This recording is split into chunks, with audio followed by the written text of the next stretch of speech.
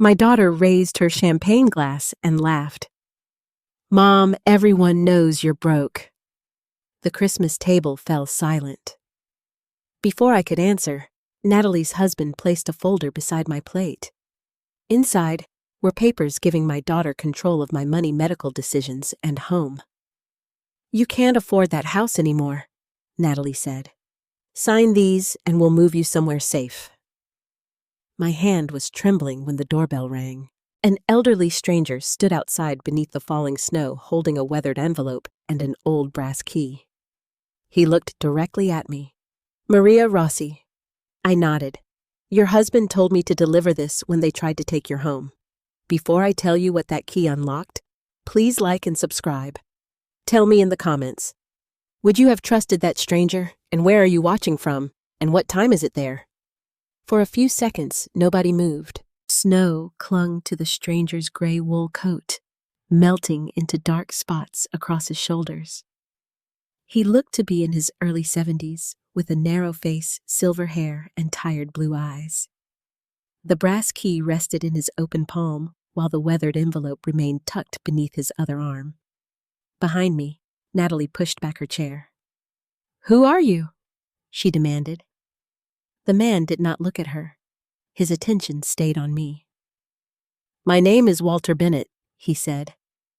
"I was a friend of your husband." I tightened my grip on the doorframe. Anthony never mentioned anyone named Walter Bennett. "I know." His answer made me uneasy. Anthony and I had been married for 42 years.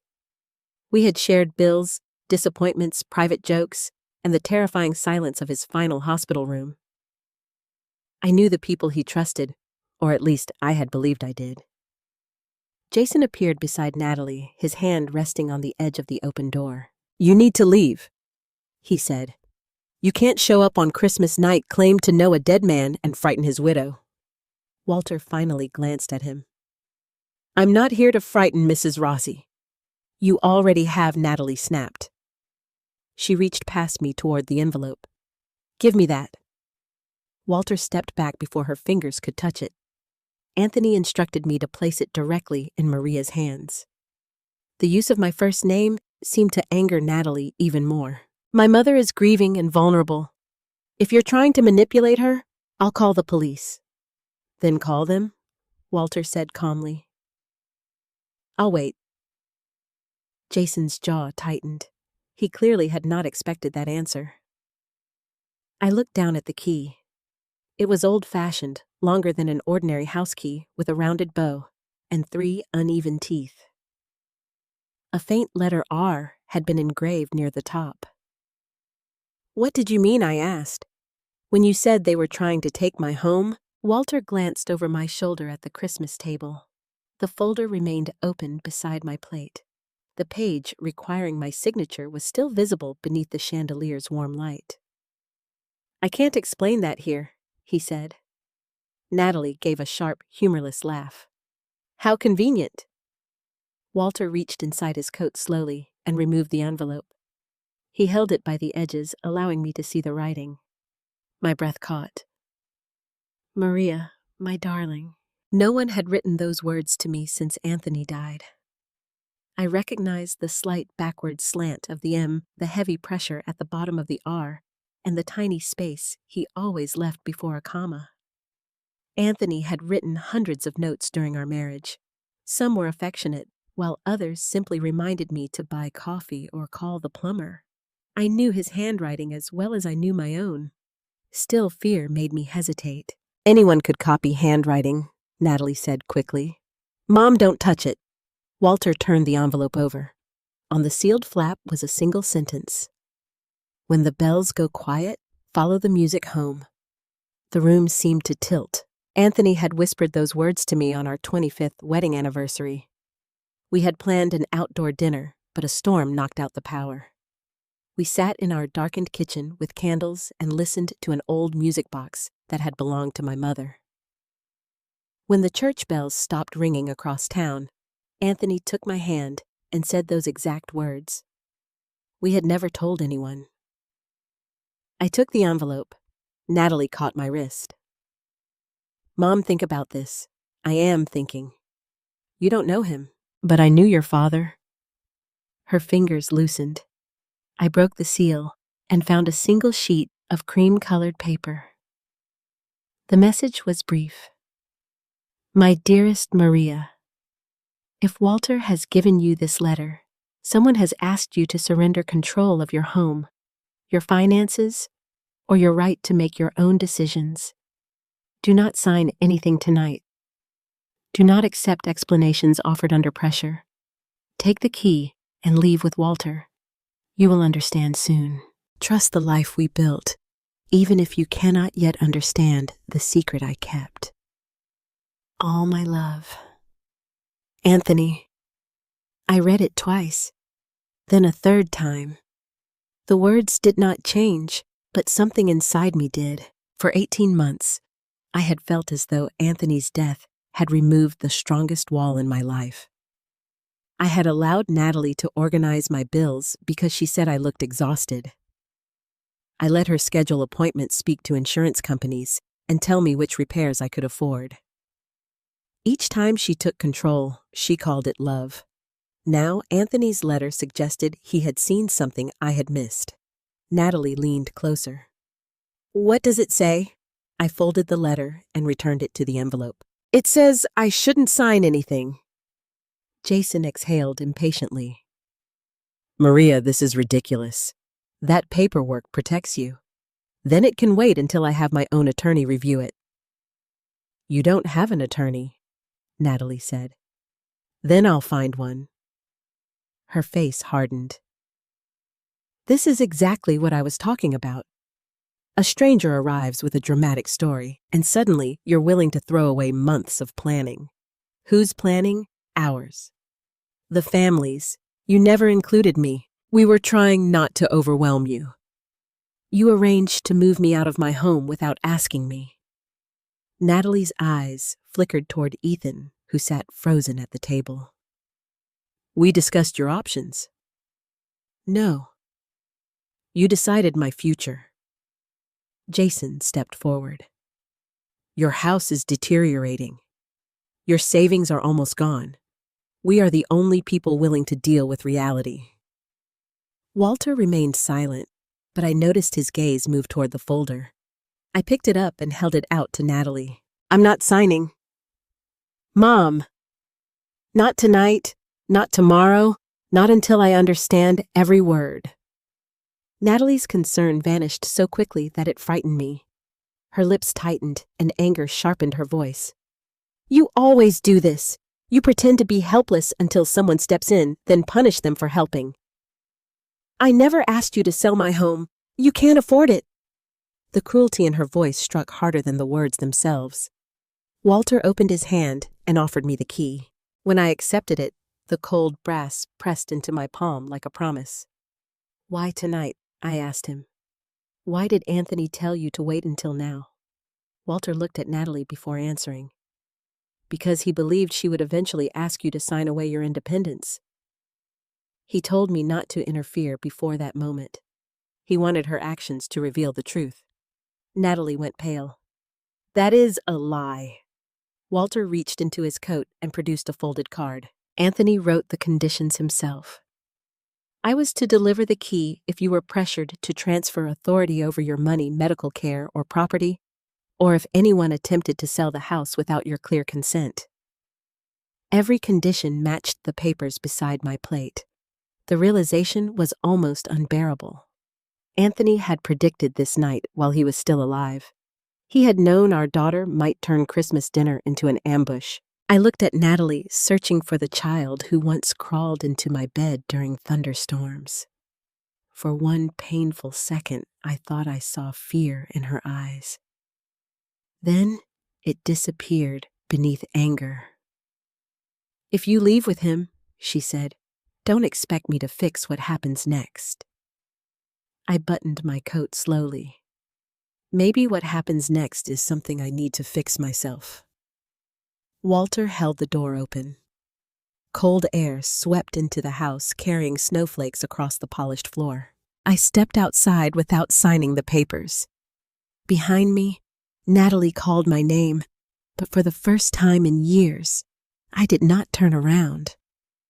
I had taken only 3 steps into the snow when I realized my handbag was still hanging over the back of my dining chair. For a moment, I considered leaving it behind. My wallet, house keys, and phone were inside, but the thought of walking back through Natalie's door felt harder than stepping barefoot onto ice. Walter seemed to understand. "Do you want me to retrieve it?" he asked. "No." I drew a slow breath. "It's my daughter's house, not a battlefield.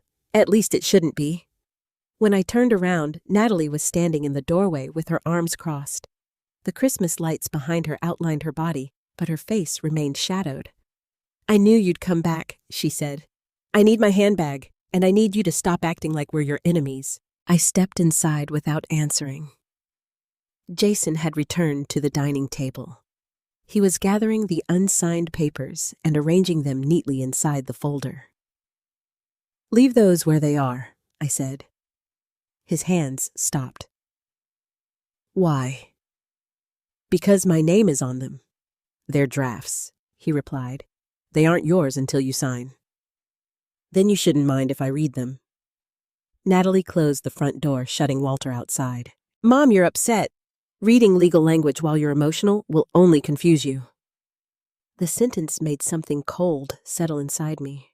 Natalie had been using words like confused, overwhelmed, and forgetful more frequently since Anthony died. Until that evening, I had thought she was worried about me. Now those words sounded less like concern and more like preparation. I walked to the table and picked up the folder. Jason rose from his chair. "Maria, I already explained everything." "No, you explained what you wanted me to believe." I turned to the first page. The heading read, "Durable Power of Attorney." Natalie's name appeared beneath mine as the designated agent. I continued reading. The document gave her authority to access my accounts, transfer funds, manage investments, negotiate real estate transactions, and sign certain documents on my behalf. Another section allowed her to determine whether maintaining my home was financially reasonable. My stomach tightened. I turned to the next document. It concerned healthcare decisions. Buried beneath several paragraphs was language allowing Natalie to select a long-term care facility if I was considered incapable of living independently. "Who decides whether I'm incapable?" I asked. "A qualified professional," Natalie answered. "Which professional? We haven't chosen one." "Then why is there already a space for a medical statement?" Natalie glanced at Jason. He stepped closer. "These are standard forms. You're making them sound sinister because that man frightened you." "No one frightened me as much as these papers." "You're nearly 70, Natalie said. "You live alone in a house that's too large. You forget to pay bills. I missed one electric bill while Anthony was dying. And last month you misplaced your checkbook. It was in the kitchen drawer. After you insisted someone had moved it. You moved it," I reminded her. "You put it there while organizing my paperwork." Natalie looked away. I examined the property management section again. One sentence allowed my agent to list, lease, or sell real property if doing so was considered necessary for my support. "You told me this was about helping with bills," I said. "You never said it would give you the power to sell my house. We wouldn't do anything without discussing it with you." "Then why do you need legal permission to do it without my signature?" Jason reached for the folder. I pulled it against my chest. His expression changed. The polite patience disappeared, leaving something harder beneath it. "That house needs at least $60,000 in repairs," he said. "The roof is near the end of its life. The furnace is old. The plumbing needs work. Selling now is the responsible decision." "You've inspected my plumbing. I know properties." That wasn't my question. Before he could answer, Ethan appeared beside me with my handbag. His face was pale. "You forgot this, Grandma." "Thank you, sweetheart." When he handed it to me, he kept one hand on the strap for a second longer than necessary. "Don't let them sign for you," he whispered. Natalie heard him. Ethan, go upstairs. He released the handbag but did not move. Now Jason ordered. Ethan looked at me, fear plain in his eyes. What do you know? I asked. Nothing. Natalie answered for him.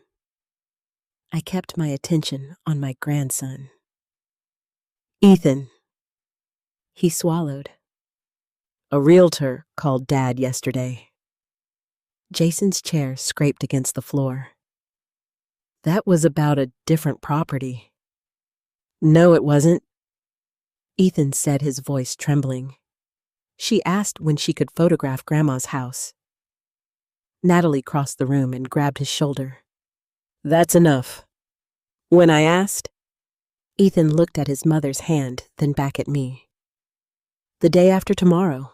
My fingers tightened around the folder. A photographer was scheduled to enter my home 2 days after Christmas. They had chosen a realtor, discussed the property, and arranged marketing photographs before I had even seen the papers supposedly designed to protect me. Natalie released Ethan and forced a calmer expression. We were only exploring possibilities. Inside my house, the market moves quickly. Jason knew someone who could give us an estimate. An estimate doesn't require listing photographs. Jason's face reddened. You're taking a teenager's misunderstanding as fact. Ethan flinched.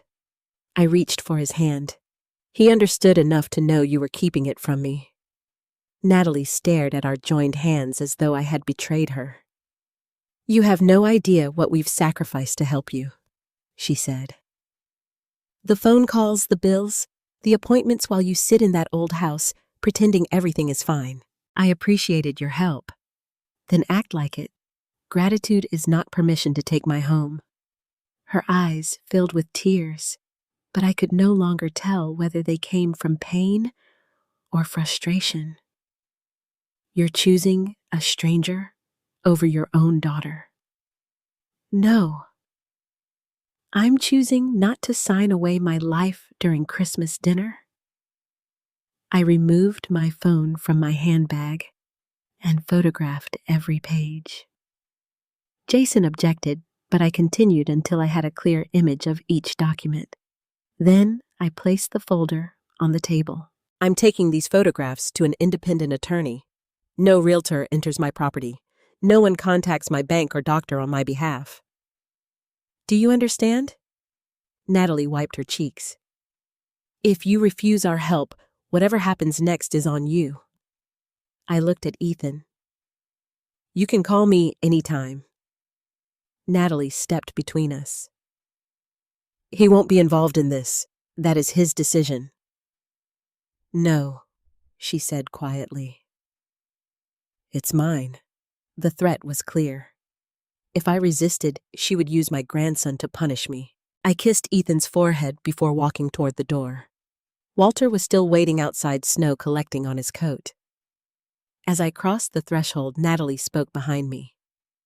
You'll come back when you realize how broke you really are. I turned to face her. Maybe I am broke, I said, but I still own my name, my choices, and my home.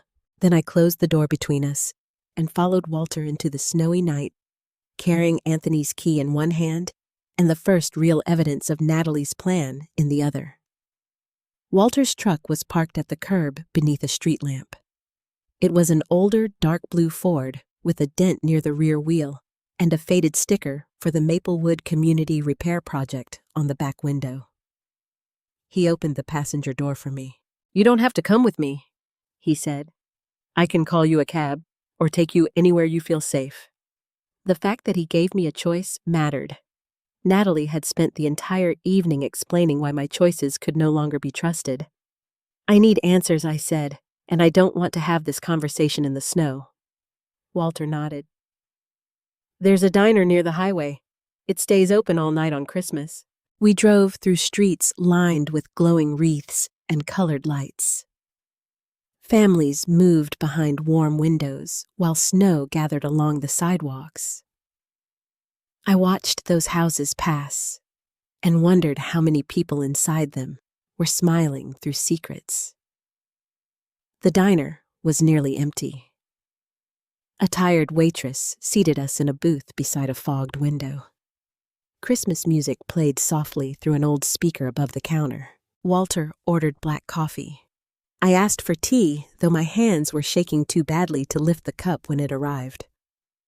"Start at the beginning," I said. "How did you know?" Anthony Walter looked down at his coffee. "We met 8 years ago through the Maplewood Community Repair Project." I glanced toward the sticker visible through the window. "The volunteer organization?" He nodded. "We repaired homes for older residents who couldn't afford contractors. I handled locked doors and windows. Anthony volunteered to straighten out our bookkeeping. That sounded like my husband. Anthony could not tolerate disorder in a set of financial records. He once spent an entire weekend correcting the accounts for our neighborhood association because $3.17 were missing. He never told me he volunteered there. He said you knew he was helping a community program. I remembered Anthony leaving the house on certain Saturday mornings. He told me he was helping with some accounting work. I had assumed it was connected to the church." "He didn't exactly lie," I said. "No, but he didn't tell you everything." The distinction offered little comfort. Walter wrapped both hands around his mug. "Your husband helped us discover that a former treasurer had been overcharging residents for materials. He recovered most of the money and refused to accept public credit. After that, we became friends." "What kind of friends?" "Coffee once or twice a month. Occasional fishing trips. Mostly conversations about work, marriage, getting older. Anthony talked about you often." "Did he talk about Natalie?" Walter hesitated. "Toward the end, yes." The answer sent a dull ache through my chest. "What did he say?" "He loved her. That was always clear. But he was worried about the way she and Jason handled money." Walter explained that Jason had approached Anthony nearly 3 years earlier, asking him to invest in a residential development. Anthony reviewed the proposal and found inflated projections, hidden liabilities, and debts Jason had not disclosed to other investors. Anthony refused. "Jason told us the project was guaranteed to make a profit," I said. Anthony didn't agree. I remembered the tension at dinner that year. Jason had accused Anthony of being too cautious and old-fashioned. Natalie did not speak to us for almost a month afterward. Did Anthony believe Jason was stealing from me? At first, he wasn't sure anyone was stealing. He noticed unusual expenses while reviewing your household records, payments for repairs that didn't appear to have happened, insurance charges he couldn't match to a policy, small transfers into an account he didn't recognize. My stomach tightened. Why didn't he tell me? Because that was around the time he received his diagnosis. The waitress passed our table and refilled Walter's coffee. I waited until she moved away. "I was his wife," I said. "I had a right to know." "Yes, you did." His agreement hurt more than an excuse would have. "Then why did he keep it from me?" Walter stared through the window at the falling snow. "He said you were already trying to hold your family together while watching him die. He was afraid that if he accused Natalie without complete proof, you would spend his final months trapped between your husband and your daughter. So he made the decision for me." He did. Anger rose through my grief. Everyone seems to believe they have the right to decide what I can handle. I'm not asking you to excuse him. Walter's voice remained quiet. I argued with him about it. I told him secrecy could hurt you. He said he knew, but he wanted enough time to protect you before there was a confrontation. I looked at Anthony's envelope lying beside my tea. He should have trusted me. Yes. The simple answer left no argument to fight against. After a long silence, Walter continued. About 6 months before Anthony died, he brought me a small iron lock. It was old, but well made. He asked me to clean it, repair the internal mechanism, and make one key. The brass key, Walter nodded. I made 2 at first. Anthony watched me destroy the second one. Then he gave me written instructions and asked me to keep the remaining key in my safe. What does it open? I don't know. You repaired the lock, but never saw where he installed it. He collected it himself. A week later, he told me it was secure. I removed the key from my pocket and placed it on the table. Under the diner's fluorescent lights, I could see scratches along its stem and the engraved letter R. Does the R stand for Rossi? Probably. Anthony asked for that engraving. Where am I supposed to use it? He said you would know. I don't. He believed you would recognize the clue when you were ready. I unfolded Anthony's letter again. Trust the life we built, even if you cannot yet understand the secret I kept. There isn't a clue.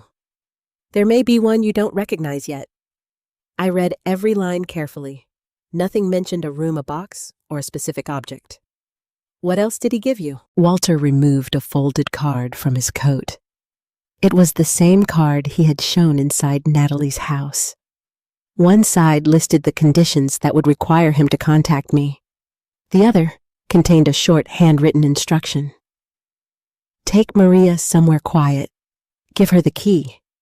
Tell her to begin where our stories have always lived. I read it twice. Where your stories lived, Walter said. Does that mean anything? Many places came to mind. Our kitchen held decades of conversations. Our bedroom contained boxes of photographs and letters. Anthony's study held financial files, books, and the desk where he wrote anniversary cards. I'm not sure. That's all right. No, it isn't. My daughter may have taken my money. She has already contacted a realtor. She filed papers to control my future, and my dead husband left me a riddle. My voice cracked on the final word. Walter allowed me to cry without reaching across the table or telling me everything would be fine. I appreciated that. I was tired of people offering comfort as a substitute for truth. After a moment, he placed a clean paper napkin near my hand. Anthony wasn't trying to test you, he said. He was trying to make sure the hiding place was something Natalie and Jason couldn't identify from written instructions. I wiped my eyes. Did he ever tell you what he found? Only that someone had accessed accounts connected to you. He suspected the activity began while he was still alive. He wanted to know whether Natalie was acting willingly or whether Jason was pressuring her. And did he find out? If he did, that answer is wherever the key leads. I looked at the photographs of the documents on my phone. The battery was nearly dead, but the images remained clear. My name appeared again and again beneath language designed to erase my authority. Take me home, I said. Walter studied my face. Are you certain it's still my house? And if Anthony hid something there, I'm going to find it before Natalie does. We paid for our drinks and returned to the truck. As Walter drove through the quiet streets, I held the brass key tightly. My anger toward Anthony had not disappeared. Neither had my fear of Natalie, but beneath both emotions, something stronger was beginning to form. For the first time since my husband's funeral, I was no longer waiting for someone else to tell me what happened next. I was going home to uncover it myself. My house stood at the end of Bellwood Lane, beneath a layer of fresh snow. The porch light glowed above the green front door Anthony had painted 2 summers before he died. From the street, nothing looked disturbed. Still, I asked Walter to wait while I checked every room. He followed me only as far as the foyer. I won't go farther unless you ask, he said. I turned on the lights and walked through the living room, kitchen, and hallway. The furniture remained exactly where I had left it. Anthony's winter coat still hung in the closet because I had never found the courage to remove it. Nothing appeared stolen yet. The house no longer felt entirely safe. Natalie had a spare key. She knew where I kept my records. She knew which windows stuck during winter and which floorboards creaked. More painfully, she knew how easily I had trusted her. When I returned to the foyer, Walter handed me a card with his telephone number. Call me if you find the lock, or if anyone comes back. Where will you go home? My sister and her family are waiting for me. Guilt pricked at me. You left Christmas dinner to help a woman you'd never met. I made Anthony a promise. After Walter drove away, I locked the door and slid the security chain into place. Then I carried Anthony's letter and the brass key into the kitchen. I should have searched for the hidden lock immediately, but one thought would not leave me alone. Jason had said my savings were almost gone. I opened the cabinet where Natalie stored my financial records. Before Anthony became ill, he and I reviewed every statement together.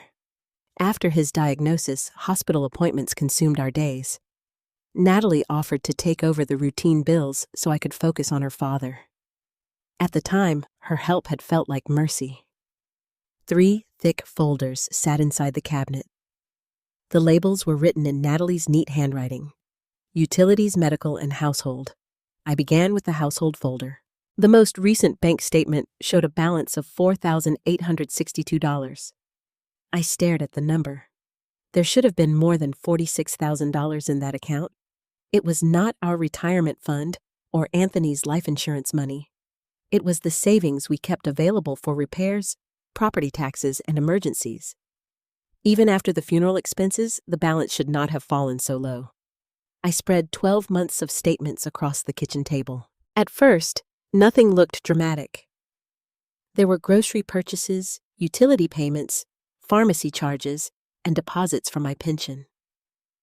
Then I noticed repeated electronic transfers. $480, $625, $790. Each appeared under descriptions such as home coverage adjustment or property maintenance reserve. The wording sounded official enough that I might have ignored it. Anthony would not have. I retrieved a magnifying glass from his desk and inspected the transaction codes. Several payments went to a company called RMG Services. I had never heard of it. I searched through the maintenance receipts. There were invoices for gutter repair, basement waterproofing furnace inspections, and electrical work. According to the records, I had paid RMG Services more than $14,000 in 10 months. No one had waterproofed my basement. The gutters had not been touched since Anthony was alive. My furnace had been inspected once by a local company whose name was printed on a sticker beside the basement stairs. I added the suspicious transactions using Anthony's old calculator. The total reached $27,340. My hands went numb. I checked the statements from the months Anthony spent in hospice care. That was where the first transfer appeared small enough to escape notice. $200 labeled insurance review fee. The next month, another $250 left the account, then $400. By the time Anthony died, the payments had become regular. Someone had begun taking our money while I was helping my husband bathe, measuring his medication, and sleeping in a chair beside his bed. I pressed both hands against the kitchen table. Natalie had been sitting across from me during those months, telling me to rest. She brought soup, answered the telephone, and sorted the mail. Sometimes she placed papers in front of me while I was exhausted. "Just sign here, Mom," she would say. "It's one less thing for you to worry about." One memory returned with painful clarity. I was in Anthony's hospital room after midnight. He had finally fallen asleep following a terrible episode of pain. Natalie arrived carrying coffee and a blue folder. She said the bank needed a limited power of attorney so she could pay bills if I remained at the hospital. I barely read it. I remembered asking, "This is only for household expenses." Natalie kissed my forehead. "Of course. I would never do anything you didn't want."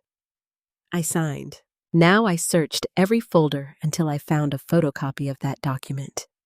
The title said, "Limited Financial Power of Attorney," but the pages describing its limits were missing. Only the signature page remained. My name appeared at the bottom. Natalie's signature appeared beneath mine. The document had expired 6 months after Anthony's death, yet some transfers continued afterward. I opened my laptop and signed into online banking. Natalie had helped reset my password several months earlier, but I had written the new one in my address book. The account history provided more details than the paper statements. The transfers to RMG Services were routed to an account at a bank in Columbus. Another recurring payment went directly to Romano Development Consulting, Jason's company. I leaned back in my chair as the truth settled over me. This was not careless management. My money had been moving toward my son-in-law's business. I called the bank's fraud number, but the automated message warned that Christmas night staffing was limited. I could freeze my debit card online, but changing account access required identity verification during business hours. I changed my password immediately and selected the option to sign out every connected device. Then I printed the transaction history. At 1:17 in the morning, my phone vibrated. It was a message from Ethan. "Are you safe?" I typed back. "I'm home. Are you all right?" His response came almost immediately. "Mom and Dad are fighting. Dad says you ruined everything." A second message followed. "I found something. Please don't tell them I sent it."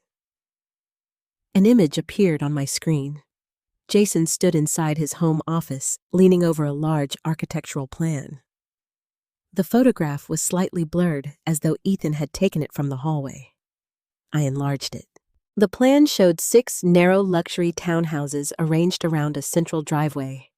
At the top was the name Bellwood Gardens. Below it was my address. My property lines were outlined in red. I zoomed in farther and saw a handwritten note beside the proposed entrance existing residents to be removed after transfer. Removed. That was how they described the home where Anthony and I raised our daughter. The porch where Natalie took her first day of school pictures. The kitchen where we made Christmas ravioli every December. The bedroom where I held my husband's hand as he faced death. To Jason, it was an existing residence. To Natalie, it was apparently something to be exchanged for the life she wanted. I called Ethan, but he declined the call. A message appeared seconds later. "I can't talk. They'll hear me. Grandma Dad needs your land for a loan. Mom said once you signed, everything would finally be fixed." My chest tightened. Fixed for whom? Not for me. I saved Ethan's photograph in 3 places and emailed copies of the bank records to a new account Natalie did not know about. Anthony had taught me never to keep important evidence in only one location.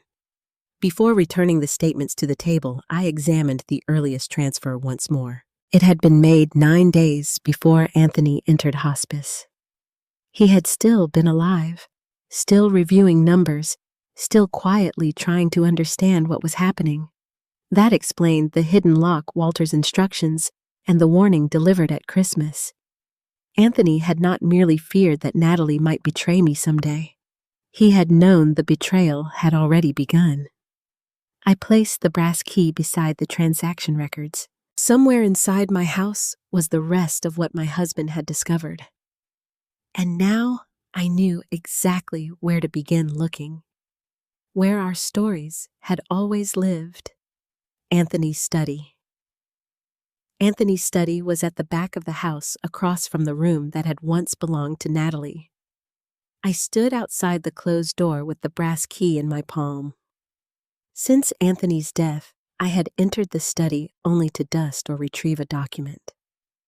Everything inside remained almost exactly as he had left it. When I switched on the lamp, amber light spread across his oak desk, the worn leather chair, and 3 walls of books. The room smelled faintly of paper and cedar. "Our stories have always lived here," I whispered. Anthony had called the study our memory room. The shelves held more than novels. They contained travel guides from vacations cookbooks we used together, school yearbooks, family albums, and boxes filled with letters. I started with the desk. The top drawer contained pens, paper clips, and the silver letter opener I gave him on our 20th anniversary. In the second drawer, I found tax records and receipts arranged by year. The bottom drawer held nothing but old legal pads. There was no lock matching the brass key. I checked beneath the desk and ran my fingers along every edge.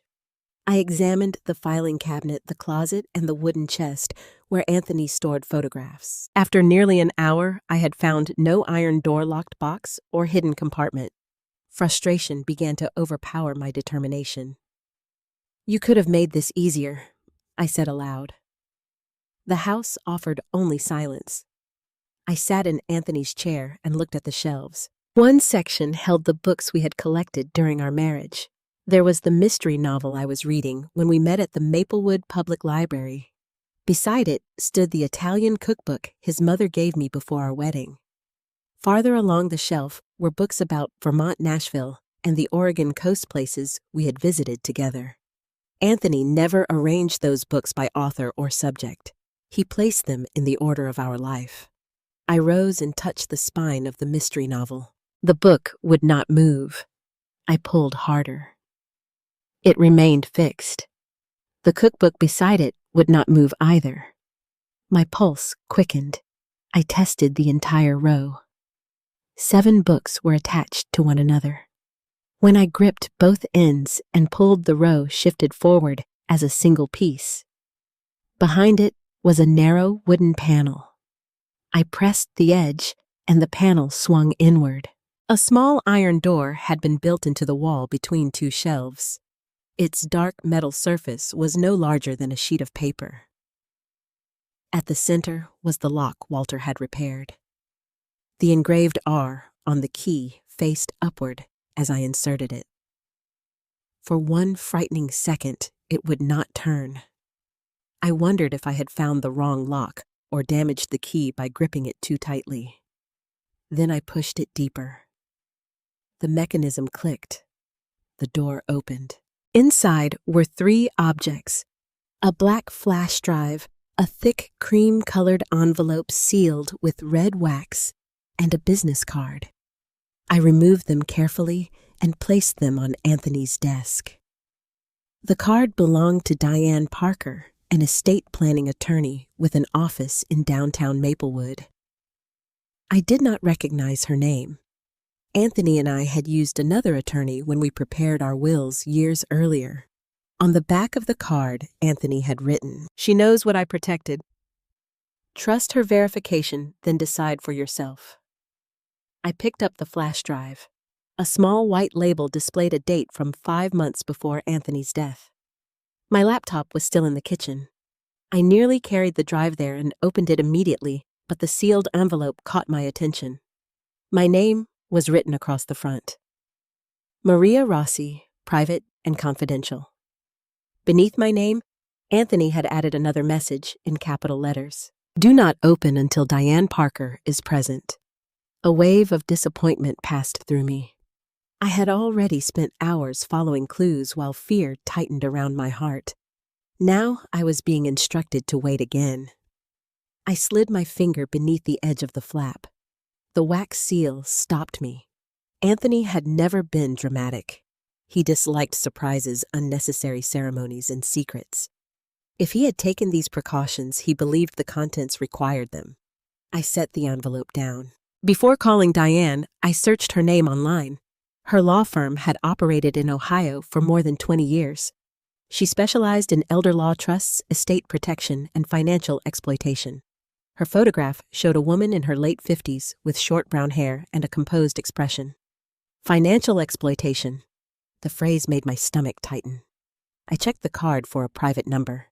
A cell number was handwritten beneath the office address, followed by the words, "Call at any hour." It was almost 3 a.m. on Christmas. I hesitated before dialing. Diane answered after the second ring. "Maria." I froze. "How did you know?" There was a pause. "Because only 3 people have this number, and you're the one I've been waiting to hear from." Her voice was clear and alert, not sleepy. My husband left your card inside a locked compartment. Did Walter deliver the key? Yes. Are you alone? The question made me look toward the hallway. Yes. The doors are locked. Has Natalie entered the house since Walter contacted you? No. Has anyone tried to take the key, the drive, or the envelope? Not yet. Good. Please do not connect the drive to a computer. Do not break the envelope seal. Put everything back inside the compartment and lock it. My uneasiness deepened. What is on the drive information Anthony asked me not to discuss until I verify the items in person. I am tired of people hiding things from me. I understand. No, I don't think you do. My daughter tried to make me sign away control of my house. I have found thousands of dollars missing from my bank account. My husband knew something was happening, and everyone seems to have information about my life except me. Diane remained silent until I finished. You have every right to be angry, she said. Anthony knew that. He also knew electronic evidence could be copied, altered, or challenged. He wanted me present so I could document the condition of the drive and witness the opening of his letter. This is about preserving your choices, not limiting them. Her explanation was practical, but my emotions were not. Did Anthony trust you more than he trusted me? No. He trusted me with a legal procedure. He trusted you with the final decision. I looked at the sealed envelope. What decision? That is what he wanted to explain himself. I heard papers moving on Diane's end of the call. I can be at your house by 8:30 this morning. Until then, photograph the items where you found them. After that, put them back and keep the key with you. Why did Anthony hire an estate attorney without telling me? Because he believed someone close to you was misusing financial authority. He wanted to protect your home before confronting that person. You mean Natalie? I will answer what I can when I arrive. Her careful wording confirmed more than she intended. I photographed the open compartment, the drive, the envelope, and the business card. Then I returned everything to the iron space and locked the door. Before replacing the false row of books, I noticed thin scratches around the panel. Anthony had worked on it himself. I pictured him standing in that room while illness weakened his body, hiding evidence because he feared what our daughter might do after he was gone. I pressed the false books back into place. At the center of the row was the mystery novel from the day we met. That choice could not have been accidental. Anthony had hidden the truth behind the first chapter of our life together. I carried the brass key upstairs, but did not attempt to sleep.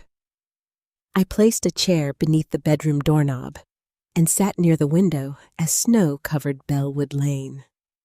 At 8:15, a gray sedan stopped in front of my house. A woman stepped out carrying a leather case and looked carefully in both directions before approaching my door.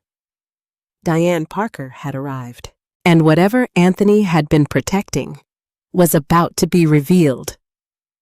Diane Parker paused at the bottom of my porch steps when another vehicle turned onto Bellwood Lane. A white service van stopped behind her sedan. The words, Maplewood Lock and Key, were printed across its side. Natalie's SUV pulled in directly behind it. My heart began pounding. Diane looked from the van to my front window. I opened the door before she could knock. "That's my daughter," I said. "Did you ask for a locksmith?" "No." "Then don't let anyone enter." Diane stepped inside and showed me her driver's license and Ohio bar identification before I locked the door again. Her face matched the photograph I had found online. "Where are Anthony's materials?" she asked. "Still inside the compartment." "Good. Leave them there for now." Natalie climbed out of her SUV wearing the same clothes from Christmas dinner beneath a long camel-colored coat. Jason came around the other side, carrying a document folder. The locksmith, a broad-shouldered man in a navy work jacket, removed a metal case from his van. Natalie marched up the walkway and rang the doorbell. Mom opened the door. I remained behind the locked door. Why did you bring a locksmith to make sure that man can't come back inside? Walter has never entered my house. You left with him in the middle of the night. You're not thinking clearly. Diane stood several feet behind me, listening without interruption. This is my home, I said. I did not authorize anyone to change the locks. Natalie pressed her palm against the glass. I have a key. We're coming in. I engaged the deadbolt. Jason stepped beside her. Maria, we need to talk before this situation becomes worse. You arranged for someone to photograph my house without my permission. I think the situation is already worse. The locksmith shifted uncomfortably. Ma'am, he said to Natalie, you told our dispatcher you own the property. My family owns it. No, I said through the door. I own it. Natalie's cheeks reddened. My mother is confused. I manage the property for her. Do you have documentation showing that the locksmith asked? Jason raised the folder. We have legal papers. Diane moved closer to the door. Unsigned legal papers do not establish ownership or agency. Natalie stared through the glass. Who is that? My attorney. The words felt unfamiliar in my mouth, but they also felt powerful. Diane introduced herself without opening the door. Natalie's expression changed the moment she heard the name. It was subtle, a tightening around her eyes, a hesitation before she responded. You already had an attorney waiting here, she asked. That proves Walter planned this. Ms. Romano Diane said your mother contacted me herself. You don't know her. You have no idea how vulnerable she is. I know she has clearly refused permission for you or the locksmith to enter. Jason whispered something to Natalie. She nodded, then reached into his folder and removed several pages. Mom, I didn't want to do this today, she said. But you left me no choice. She held the top page against the glass. At the center were the words, Petition for Emergency Guardianship. The cold inside me had nothing to do with the snow. What is that? A request for temporary authority to protect you, Natalie replied. You've become financially irresponsible. You're suspicious, emotionally unstable, and easily influenced. Diane touched my arm lightly. Do not argue with the allegations through the door. Ask whether the petition has been filed. I repeated the question. Natalie lifted her chin.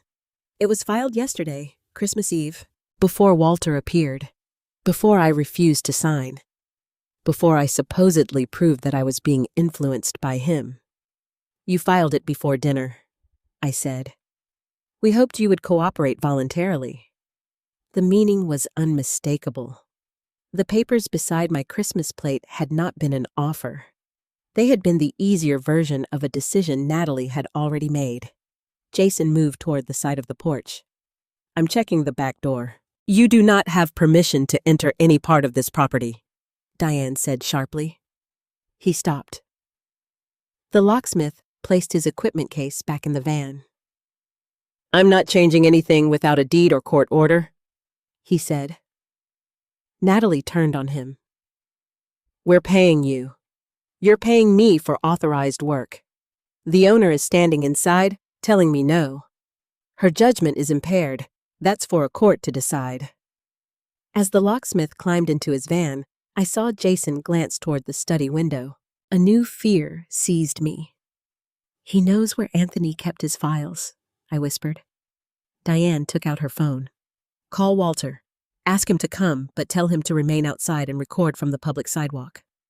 I called. Walter answered immediately and said he was only 5 minutes away. Natalie continued holding documents against the glass. We have medical evidence, Mom. This isn't just my opinion. She displayed another page. It carried the letterhead of Dr. Paul Mercer, a geriatric specialist in Columbus. I had never heard the name. The statement described me as showing signs of memory loss, paranoia, impaired financial judgment, and an inability to live safely without supervision. I have never met that doctor, I said. You don't remember speaking with him, no? Natalie gave Diane a meaningful look. You see what I'm dealing with? Diane photographed the page through the glass. When did Dr. Mercer examine Mrs. Rossi? She asked. That information is confidential. Then you can provide it at the hearing. For the first time, Natalie seemed uncertain. Walter's truck stopped across the street. He remained on the sidewalk and began recording with his phone exactly as Diane had instructed. Jason saw him. "This is harassment," he shouted. Walter did not answer. Jason moved toward the truck, but Diane spoke through the door. "Mr. Romano, he is standing on public property. Any attempt to intimidate a potential witness will be documented." Jason stopped again. I looked at my daughter through the glass. She appeared exhausted, furious, and strangely desperate. "Natalie, withdraw the petition." "I can't." "You mean you won't?" Her voice softened. "If you come with us now, we can still handle this privately." "Where would you take me?" "There's a beautiful assisted living community near Columbus. We scheduled a tour. You scheduled that too. It's only temporary until we decide what to do with the house." There it was again. We. Not I. My future had become a family project from which I was excluded. "I am not leaving my home." "You may not have a choice after the hearing." Diane stepped beside me. "The court will give Maria notice and an opportunity to respond. Until then, she retains full control of her residence finances and medical decisions."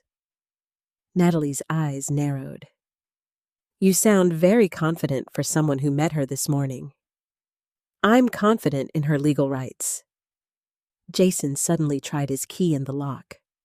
The deadbolt held. I jumped at the sound. "Stop!" I shouted. He twisted the key again. Walter crossed the street while continuing to record. Diane raised her phone and announced that she was calling the police. Jason finally withdrew the key. Natalie looked at him, then at the camera in Walter's hand. She gathered the documents against her chest. "We're leaving," she said. Before walking away, she stared directly at me. "When the judge sees what you've become, don't blame me." I opened the inner door, but kept the storm door locked. "What have I become, Natalie?" She paused. "Someone who would rather trust strangers than her own daughter." I looked at Walter, who had honored Anthony's promise. Then I looked at Diane, who had arrived with identification and respected every decision I made. Finally, I looked at Natalie, who had filed to take away my rights before asking for my consent. "Strangers didn't lie to me at Christmas," I said. "My daughter did." Natalie walked back to her SUV without answering. The locksmith drove away first. Jason followed Natalie, but not before casting one final look toward Anthony's study. When their vehicle disappeared, Diane checked that every door and window was secure. Walter saved copies of his recording and sent one to me and another to Diane. Only then did we enter the study. Diane placed her leather case on Anthony's desk while I removed the false row of books. My hands shook as I inserted the brass key. Behind us, the guardianship petition remained visible in the photographs on Diane's phone. In front of us waited Anthony's sealed letter and flash drive. My daughter had begun a legal fight to prove I could no longer control my life. Now it was time to discover what my husband had left to prove otherwise. Diane asked Walter to remain in the study as an independent witness. Then she took a small camera evidence bags and a notebook from her leather case. "I need to document everything before we touch it," she explained. She photographed the false row of books, the iron door, and the key inside the lock. After recording the time, she asked me to open the compartment. The metal door gave the same quiet click as before. Diane put on a pair of gloves and examined the sealed envelope without breaking the red wax. She compared Anthony's signature with copies from her files, then inspected the flash drive. "Do they appear genuine?" I asked. "Yes. The seal is intact, and the identification marks are exactly as Anthony described." Walter pointed toward a tiny scratch beside the drive's label. He made that mark in front of me. Diane recorded Walter's statement before placing the flash drive into a secured laptop that had never been connected to the internet. A password request appeared. I felt a burst of frustration. He left another obstacle. Diane turned the sealed envelope over. Written in small letters near the bottom was a question. Where did Maria say yes? My eyes filled before I could stop them. Riverside Gazebo, I whispered. Anthony proposed during Maplewood's summer festival. Fireworks were bursting above the river, and a brass band was playing so loudly that I made him repeat the question. Years later, he always teased that I had said yes only because I could not hear him properly. Diane entered Riverside Gazebo. The drive opened.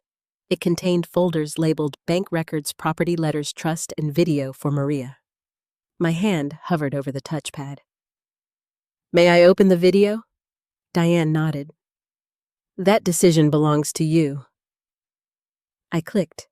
Anthony appeared on the screen. He was sitting in the study wearing the blue cardigan I had bought him for his 65th birthday. His face looked thinner than I remembered, and exhaustion darkened the skin beneath his eyes. But his voice was steady. Hello, Maria. The sound of him saying my name broke. Hello, something inside me. I covered my mouth. If you are watching this, he continued, then I am no longer there to explain what I did. Before anything else, I need to say I am sorry. I kept information from you when honesty had always been the promise at the center of our marriage. I reached toward the screen as if I could touch his hand. I told myself I was protecting you, Anthony said. Perhaps part of me was also afraid. I was dying, and I did not want my final months to become a war between my wife and my daughter. Walter lowered his eyes. Diane remained still beside the desk. Anthony explained that he first noticed unusual activity while preparing our annual tax documents. Several household expenses had no corresponding receipts. When he questioned Natalie, she told him I had authorized the purchases. I wanted to believe her, he said. She is our child. Love can make an intelligent person search for innocent explanations long after the evidence has stopped being innocent. He began comparing invoices with bank records. The video changed briefly to scanned documents. Anthony highlighted payments for work that had never been performed. Some invoices belonged to RMG Services. Others had been issued by companies connected to Jason's development business. Anthony contacted 2 contractors whose names appeared on the records. Both confirmed that the invoices were false. Then he found copies of documents bearing my signature. I knew Maria had not signed them, he said. After 42 years, I know the movement of her hand. The signatures looked convincing, but they were missing the small upward stroke she makes at the end of her surname. I looked at the printed transactions on the desk. Even while facing death, Anthony had noticed a detail I had never recognized about my own handwriting. The documents were used to justify transfers and changes in account access. He continued. I could not immediately determine whether Natalie prepared them or whether Jason used information she provided. I found evidence pointing toward both possibilities, but not enough to know who was leading whom. He paused and took a sip of water. His hand trembled as he returned the glass to the desk. I did know that confronting them would be dangerous. If they understood what I had discovered, they might destroy records, increase pressure on Maria, or attempt to have her declared incapable of managing her affairs. The exact plan Natalie had carried to my front door. Anthony had seen it coming. Had best. I asked Walter to hold the key because he is outside the family and cannot benefit from our estate. I asked Diane to prepare legal protections that could not be quietly reversed through a power of attorney. I turned toward Diane. What protections? Let him finish, she said gently. Anthony looked directly into the camera. Maria, I need you to understand something. What they took from the accessible account is serious, but it is not everything we built. I moved what I could protect before my health failed. Diane has the legal records and will explain them to you. Relief tried to rise inside me, but I was too afraid to trust it. Anthony continued. I did not remove Natalie from our plans immediately. I could not end our daughter's future based only on suspicion. Instead, I created conditions that would give her one final opportunity to tell the truth. A document appeared on the screen, but the wording was too small to read. If Natalie admits what happened, returns what was taken, and stops any attempt to control Maria, there may still be a path forward. If she chooses deception after being offered the truth, the consequences will come from her choices, not from Maria's anger. My eyes burned. Anthony knew me well enough to understand that I might blame myself for whatever happened to Natalie. His voice softened. My darling, do not confuse forgiveness with surrender. Do not protect our daughter from every consequence simply because you carried her into this world. A mother can love her child and still refuse to be destroyed by her. The words struck the deepest place in me. All night, part of me had searched for a way to explain Natalie's actions. Perhaps Jason controlled her. Perhaps she was frightened. Perhaps financial pressure had led her into one terrible mistake. But Natalie had filed the guardianship petition before Christmas dinner. She had brought legal papers to the table and arranged a photographer for my home. Those were choices. Anthony shifted in his chair and struggled to catch his breath. I know you may be angry with me. You should be. I should have trusted your strength sooner.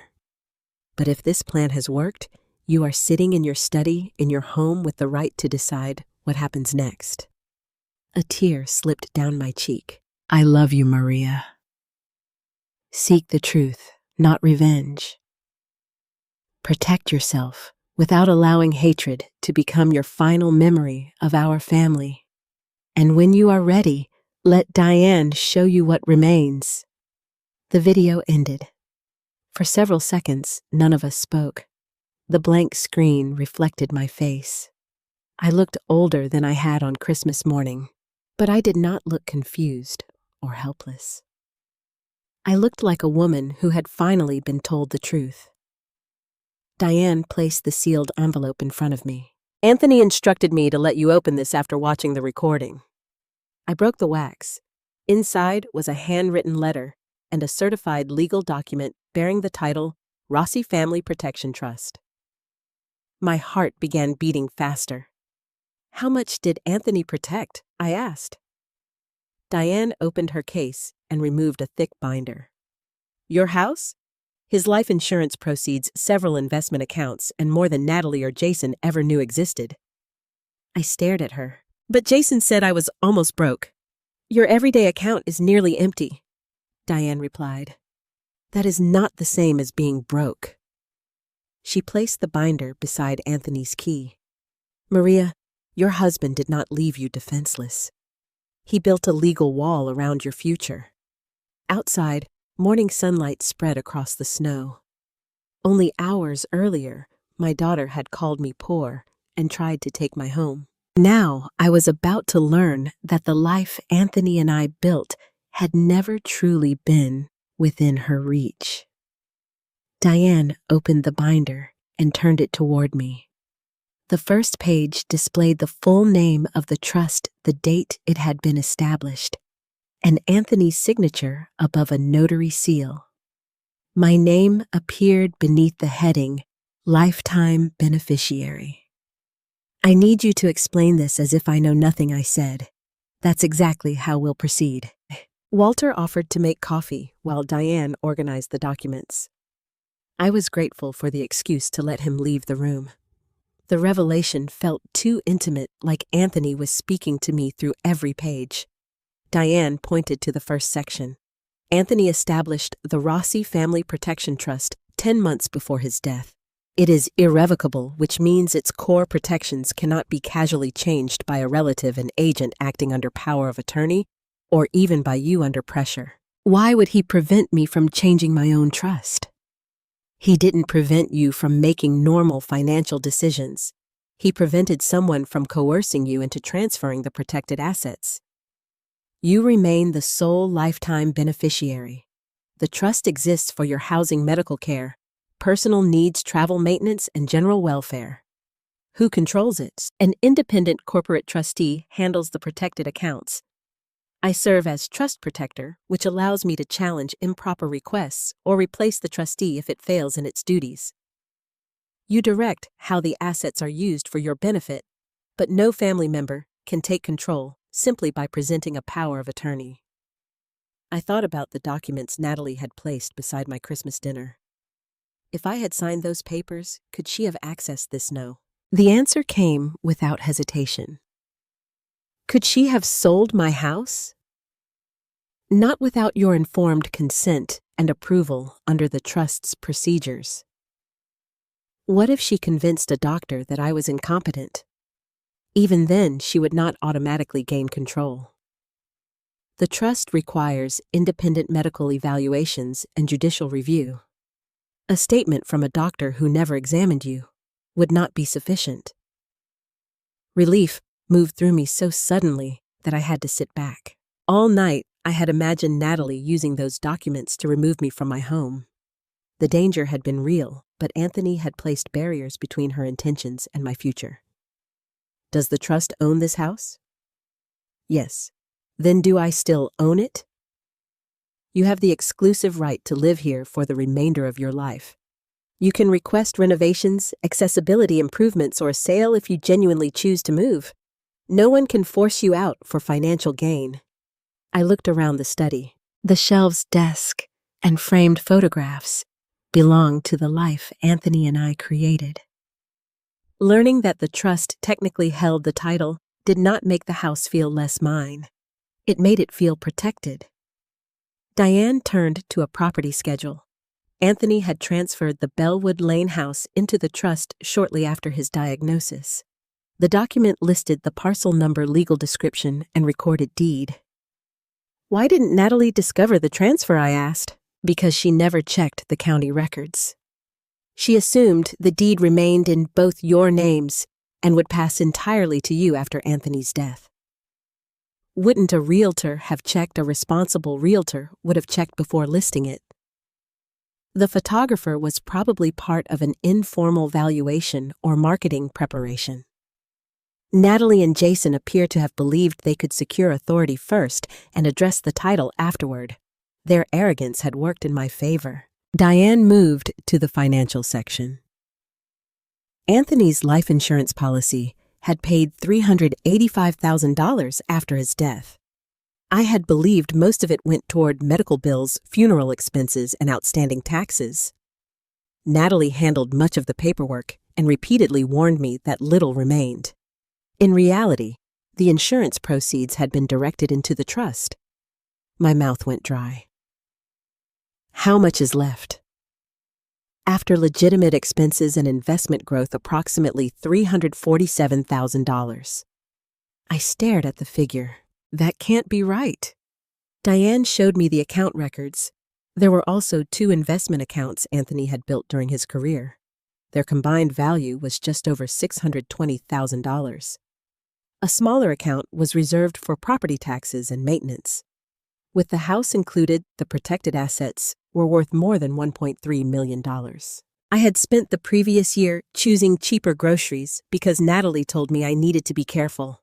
I postponed replacing my washing machine and stopped visiting my sister in Florida because I believed airfare was an unnecessary luxury. Natalie told me the investments had performed badly. Anthony deliberately kept the trust statements separate from your household mail. He was concerned she might gain access to them. But why didn't you tell me after he died? The question came out sharper than I intended. Diane did not avoid it. Anthony's instructions required me to send you an invitation for an estate review after the funeral. I sent 3 letters. I never received them. I suspected that when none were answered.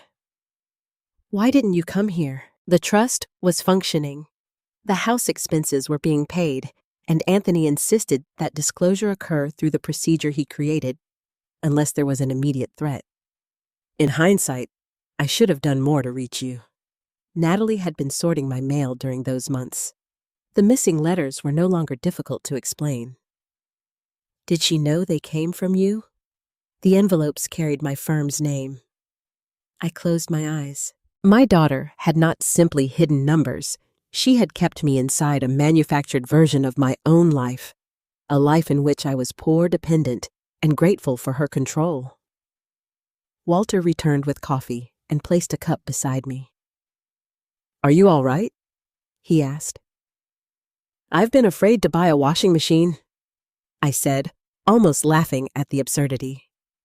Meanwhile, Anthony left enough money to protect me for the rest of my life. Diane's expression remained serious. The accessible account was still exploited.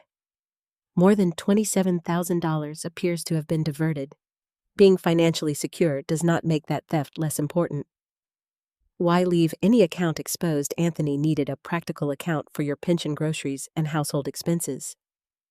He also believed that if Natalie and Jason thought the larger assets were gone, their conduct around the remaining money would reveal their intentions. I looked at the transaction records. So the empty account was a trap. Not exactly. Anthony did not authorize anyone to take that money, but he isolated the potential damage. He protected the majority of the estate while preserving evidence of any misuse. The strategy was painfully characteristic of my husband. Anthony never accused anyone without records. He allowed numbers to tell the truth. Diane opened a sealed section near the back of the binder. This contains Natalie's potential inheritance. The word inheritance made me tense. After everything she did, she still receives money. Not automatically. Diane showed me a summary stating that Natalie was the contingent beneficiary after my death. However, her right to inherit depended on specific standards regarding honesty, financial conduct, and my welfare. If she attempted to misuse authority, conceal transactions, or remove you from your home for personal gain, a corrective procedure would begin. What procedure? She receives one final opportunity to disclose her actions. Return what was taken, withdraw every attempt to control you, and provide a truthful written explanation. And if she refuses, her inheritance is forfeited. I thought of Natalie standing on my porch, waving a guardianship petition and insisting that I had no choice. How long does she have? 30 days from the triggering event. What counts as the triggering event? Diane glanced toward the photographs of the papers beside my Christmas plate. Her attempt to obtain control of your property and personal decisions. So, the clock started last night. Yes, and if she lies, the trust contains evidence review provisions. A false or incomplete confession does not satisfy the conditions. I imagined telling Natalie that the mother she called broke controlled assets worth more than $1 million. Part of me wanted to see her face. Anthony's recorded words returned to me. Seek the truth, not revenge. What happens to her inheritance if she loses it? Diane closed the binder. That is explained in the final section. But before we discuss it, you must decide whether to offer Natalie the opportunity Anthony left for her. I looked at the key on the desk. My daughter had tried to take my independence. She had hidden my financial security and allowed me to believe I could not survive without her. Still, she was my child. I remembered holding her as a newborn and promising to protect her from every harm in the world. I had never imagined that one day I might need protection from her. I want to meet with her, I said. Walter looked concerned. After what happened this morning. Not alone, and not in her house. Diane nodded. What do you want to say? The truth. I'll tell her that Anthony knew money was taken. I'll give her one chance to explain her part and return it. And if she refuses, my eyes moved to the photograph of Natalie's guardianship petition. Then she will make her own choice. For the first time since Christmas dinner, I understood the real power Anthony had left me. It was not the house or the money. It was the ability to face my daughter without fear and to let her consequences belong to her.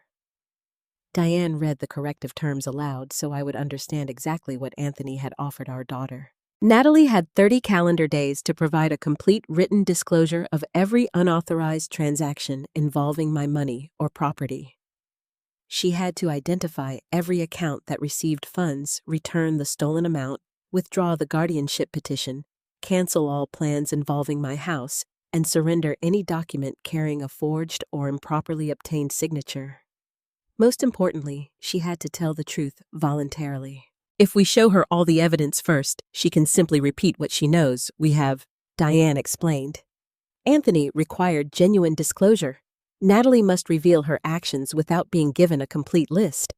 And if Jason forced her, the trust allows the circumstances to be considered, but coercion does not excuse continued deception. She still has to explain what happened.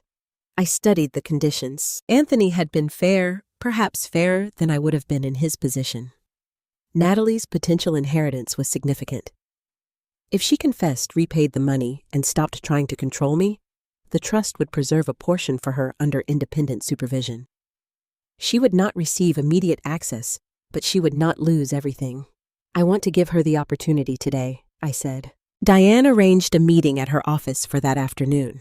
The building stood across from the county courthouse, a neutral location with security cameras and private conference rooms. Walter drove me there, but waited downstairs. "You don't need another person telling you what to do," he said. "Call if you need me." Diane sat beside me in the conference room. An empty chair waited across the table. Natalie arrived 15 minutes late. She wore black slacks, a cream sweater, and the composed expression she usually reserved for meetings at Ethan's school. Jason was not with her. "I thought this was a private family conversation," she said when she saw Diane. "It is private," I replied. "But Diane is my attorney, and she will remain." Natalie sat without removing her coat. "You've known this woman for less than a day. She has represented Anthony for almost 2 years." The color drained from Natalie's face. "Dad hired her." "Yes. For what I'm giving you a chance to tell me first." She looked from me to Diane. "I don't know what you mean." I folded my hands on the table to keep them steady. Money was transferred out of my account. Some of it went to Jason's company. There are invoices for repairs that never happened. Natalie blinked rapidly. "Jason handled the contractors. Did you know about the transfers? No." The answer came too quickly. "Did you use the power of attorney I signed while Anthony was in the hospital, only to pay bills? Did you give Jason access to my accounts?" Her lips parted, but no answer came. I continued. "Your father discovered irregular transactions before he died. He protected the house and most of our assets. He left written conditions giving you an opportunity to correct what happened." What assets? There was something revealing in the question. Natalie had not asked whether Anthony accused her unfairly. She wanted to know what he had protected. "That isn't what we're discussing. If Dad hid money from us, I have a right to know." "No, Natalie. You have a responsibility to tell me what you did." Her eyes filled with tears. "I did everything for this family." "Then explain it." She removed her coat and pressed both palms against the table. Jason's business was struggling. One of his partners left construction costs increased, and the bank froze a line of credit. We were going to lose the company. "So you took my money?" "I moved some funds temporarily." The word temporarily sounded rehearsed. "How much? I don't remember the exact amount." "Where did it go?" "Toward expenses." "Whose expenses?" She looked down. Jason's company needed short-term support. Did I authorize it? "You weren't in a state to discuss finances. Dad was dying. You barely slept or ate. So you made the decision for me. I was trying to keep everything from collapsing. My money was not yours to use. You would have helped us if you understood the situation." "Then why didn't you ask?" Natalie's tears spilled over. "Because Dad had already poisoned you against Jason. He never respected him. He acted as if Jason was irresponsible no matter how hard he worked. Anthony reviewed the business proposal and found debts Jason had hidden. Dad always assumed the worst. Was he wrong? Natalie wiped her face. You don't understand what it costs to maintain a family now. Ethan needs college money. We have a mortgage. Jason employs people who depend on him. And that gave you permission to drain my account. You had money sitting there while we were drowning. The anger in her voice filled the room. For several seconds, no one spoke. Natalie seemed to realize she had revealed too much. Her shoulders lowered and her expression softened again. I'm sorry, she whispered. I was desperate. I wanted to reach across the table.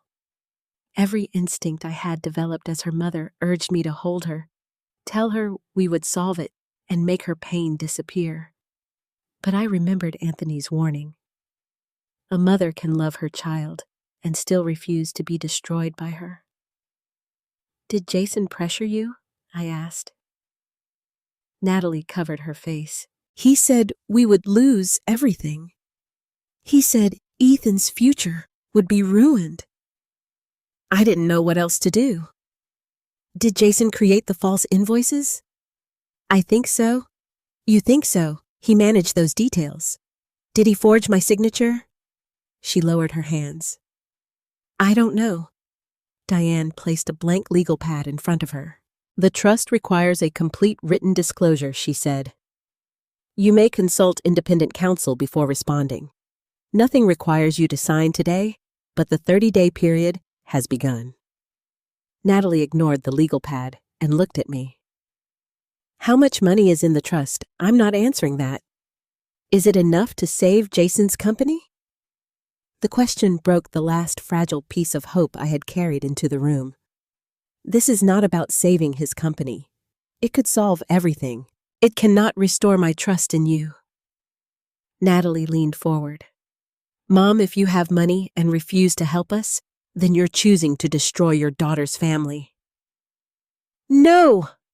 Your decisions created this. Her grief vanished beneath anger. You always let Dad control the money. Now he's controlling it from the grave. Your father protected me. From your own child, from anyone who tried to take my home. Natalie pushed back her chair. The house was supposed to become ours eventually. You don't need all that space. You could live comfortably somewhere safer while the property helped Ethan. You planned to demolish it for Jason's development. Her face froze. I had not mentioned Ethan's photograph or the architectural plan. After a moment, she said, That was only one possibility. So you knew. I knew Jason was evaluating the land. You scheduled a realtor. I was gathering information. You filed for guardianship because you are making irrational decisions. Diane reminded Natalie that the petition could be withdrawn immediately as part of the corrective process. Natalie shook her head. No. After what happened last night, I'm more convinced than ever that Mom needs oversight. You want me to confess that I'm incapable, I said, while you refuse to confess what you took. I am trying to protect you. Then write down every transaction and return the money. She stared at the legal pad but did not touch it.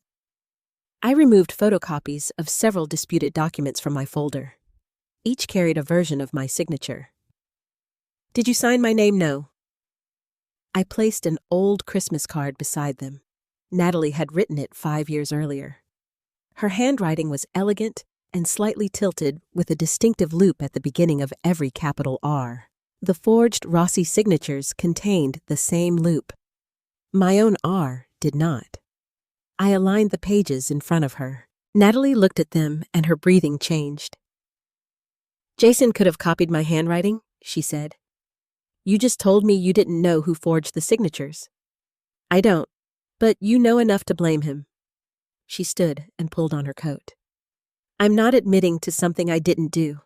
You don't have to answer this minute, I said. But this is the opportunity your father left you.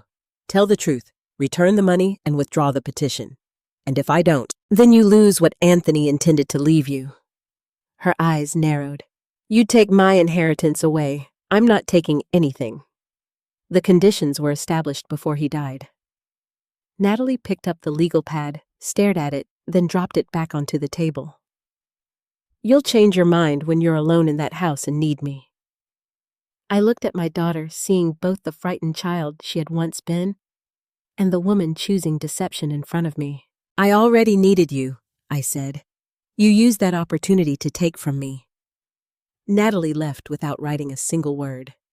Diane closed the conference room door behind her. Do you believe Jason forged the signatures? She asked. I looked at the matching loops in the name Rossi.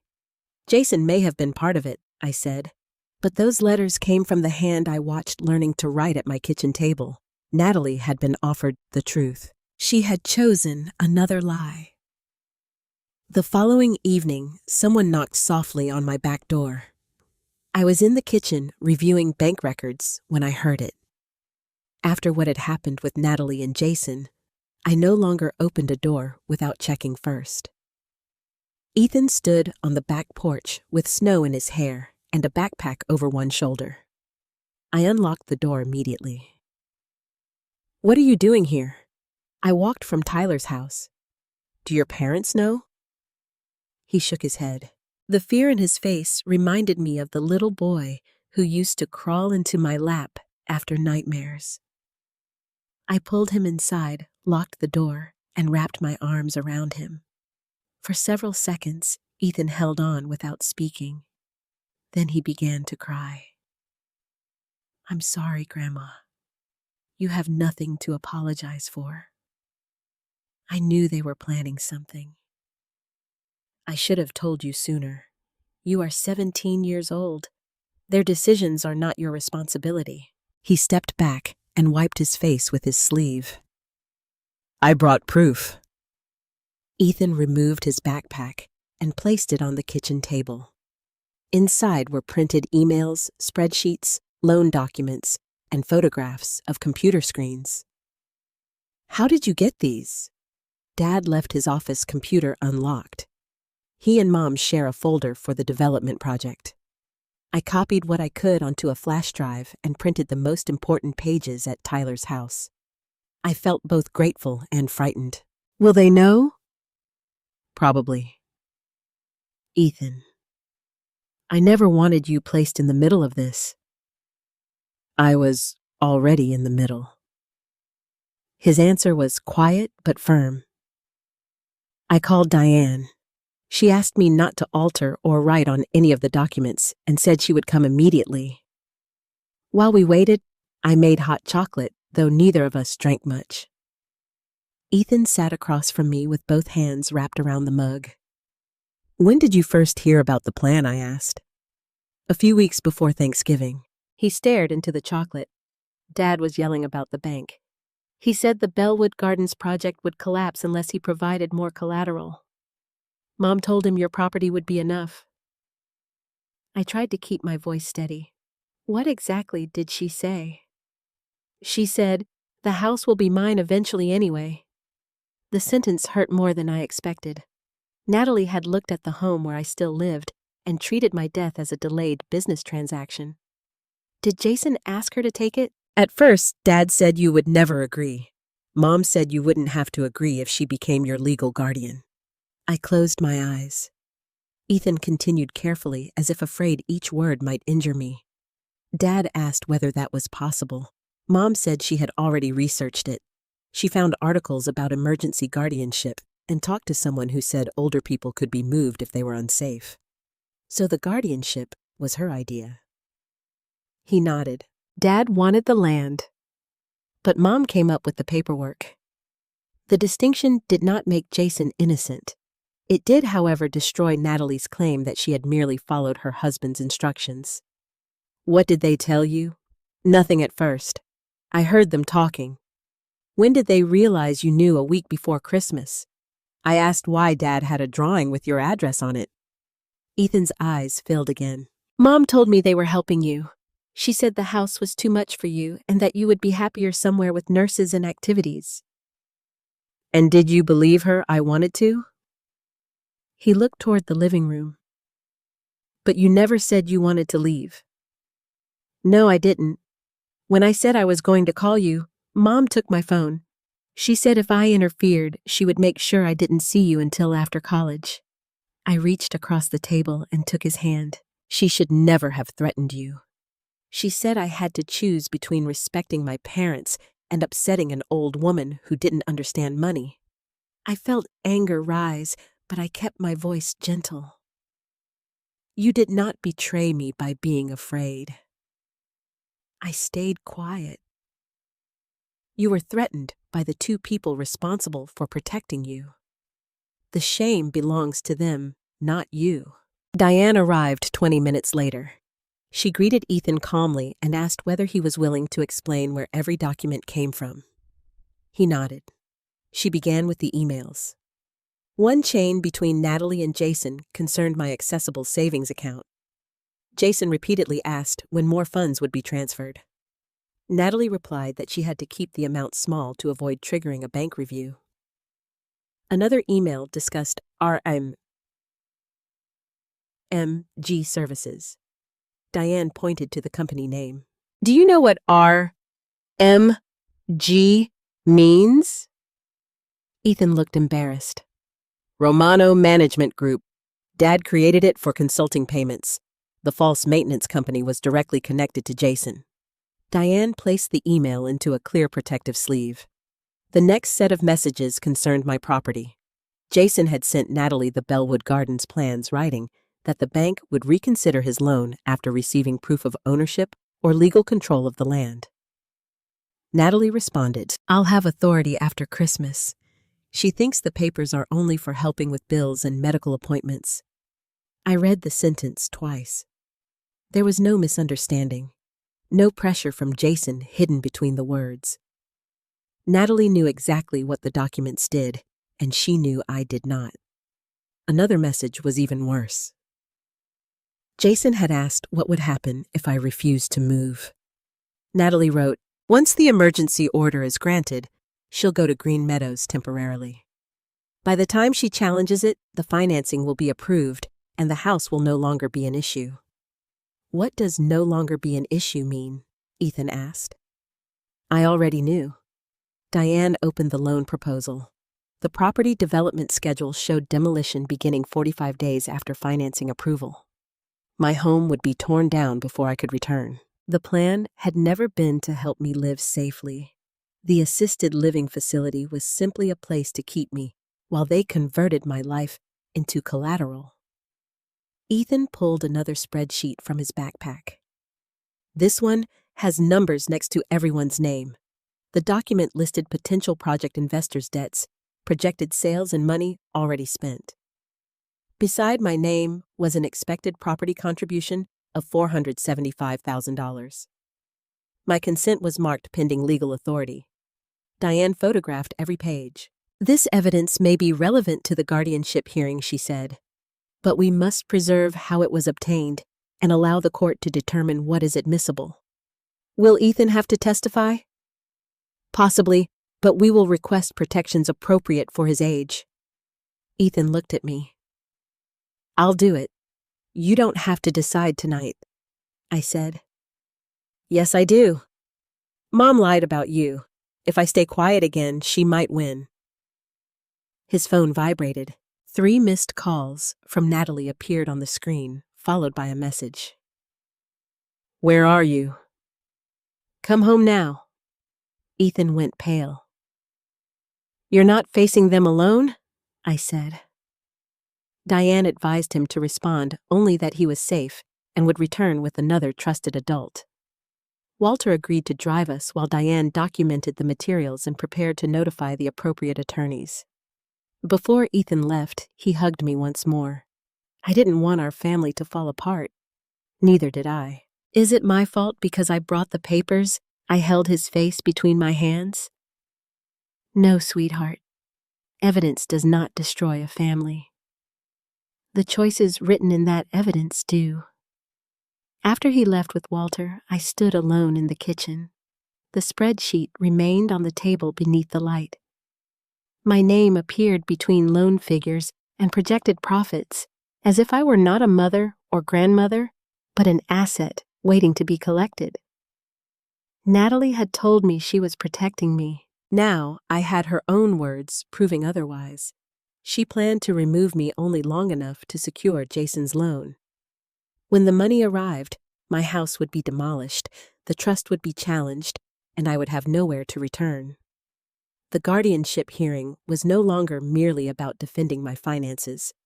It was about defending my right to come home. The emergency guardianship hearing was scheduled 4 days after Christmas. During those 4 days, Diane prepared me for questions about my health, memory, finances, and daily routines.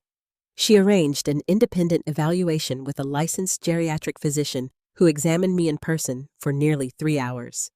I completed memory tests, explained my medications, reviewed my monthly expenses, and described every suspicious transaction I had discovered. The physician's conclusion was clear: I was fully capable of making my own legal, medical, and financial decisions. Even with that report, I barely slept the night before the hearing. The idea that my daughter could ask a court to take away my independence felt more frightening than losing money. A stolen dollar could be replaced. A legal declaration that I could no longer control my life might follow me forever. When I entered the county courthouse with Diane, Natalie, and Jason were already seated inside. Natalie wore a navy dress and held a tissue in one hand. She looked exhausted and heartbroken, the image of a devoted daughter forced to protect an aging mother. Jason sat beside her in a dark suit. Ethan was waiting in a separate room with a court-appointed advocate. Diane had requested that he not be forced to sit near his parents before giving his statement. Walter remained in the hallway until he was called as a witness. The judge, a gray-haired woman named Evelyn Carter, entered shortly after 9. She reviewed the documents before looking at Natalie. "Mrs. Romano, you are requesting emergency guardianship over Maria Rossi." "Yes, Your Honor. Why do you believe your mother requires immediate intervention?" Natalie's voice trembled. "My mother has changed since my father died. She forgets bills, misplaces important items, and makes impulsive decisions. On Christmas night, she left with a man she had never met.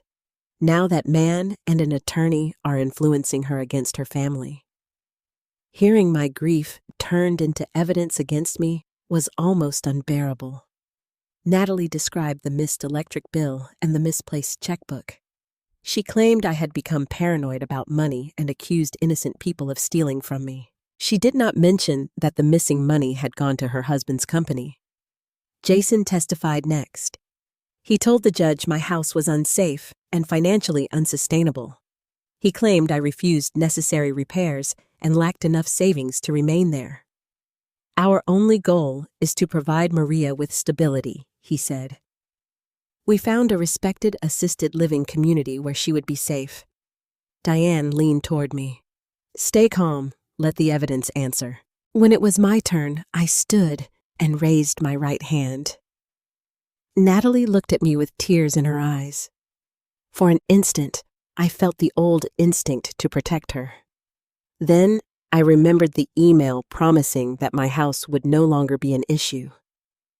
Diane began with simple questions. I stated my full name, address, age, pension amount, medications, and the date Anthony died. I described how I paid bills before Natalie assumed control and explained the single electric payment I missed while caring for my dying husband. "Do you understand the purpose of today's hearing?" Diane asked. "Yes. My daughter wants authority over my finances, medical care, residence, and property because she claims I cannot make responsible decisions. Can you explain why you oppose that request?" "Because I am capable of making those decisions, and because Natalie has a financial interest in having me declared incapable." A murmur moved through the courtroom. Diane introduced the independent medical evaluation. The physician's report found no dementia, significant cognitive impairment, or inability to live independently. Natalie's attorney objected that one evaluation could not capture months of decline. Diane then turned to the statement from Dr. Paul Mercer. "Mrs. Rossi, have you ever met Dr. Mercer?" "No." "Has he ever examined you?" "No." "Have you spoken with him by telephone or video?" "Not that I remember." and my telephone records show no call from his office. The phrase, "not that I remember," caused Natalie's attorney to rise. Your Honor, the witness's own answer demonstrates uncertainty. I looked directly at the judge. I said it that way because I refuse to claim perfect memory. No honest person remembers every call. But I reviewed my records and there is no evidence that Dr. Mercer ever contacted me. Judge Carter gave a slight nod. Diane called Dr. Mercer by video. Under oath, he admitted he had never met or spoken with me. Then what was the basis for your statement? Diane asked. A telephone consultation with Mrs. Romano. Did you independently verify the incidents she described? No. Did you know Mrs. Romano was seeking control over her mother's property? She told me she was concerned about her mother's safety. Did you know her husband planned to use that property as collateral for a development loan? Dr. Mercer hesitated. No. The judge's expression hardened. Doctor, your letter states that Maria Rossi demonstrates impaired judgment.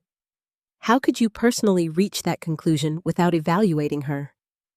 I should have worded the statement more carefully. The letter that had frightened me on my porch began to collapse under its own dishonesty. Diane next introduced my bank records. She showed the court payments to RMG Services and Romano Development Consulting, along with evidence that no corresponding repairs had occurred. Jason's attorney argued the payments were legitimate family loans. Where is the loan agreement? Diane asked. Jason could not produce one. Where is Maria Rossi's written authorization? Again, there was none. Walter testified about Anthony's instructions and the exact conditions that prompted delivery of the key. His video from my porch showed Jason attempting to use his spare key after I explicitly refused entry. Finally, Ethan entered. He looked small in the witness chair, but his voice remained steady. He explained where he found the emails and how he copied them. He described hearing his parents discuss using my property to secure Jason's loan. Natalie covered her mouth when the email was displayed on the courtroom screen.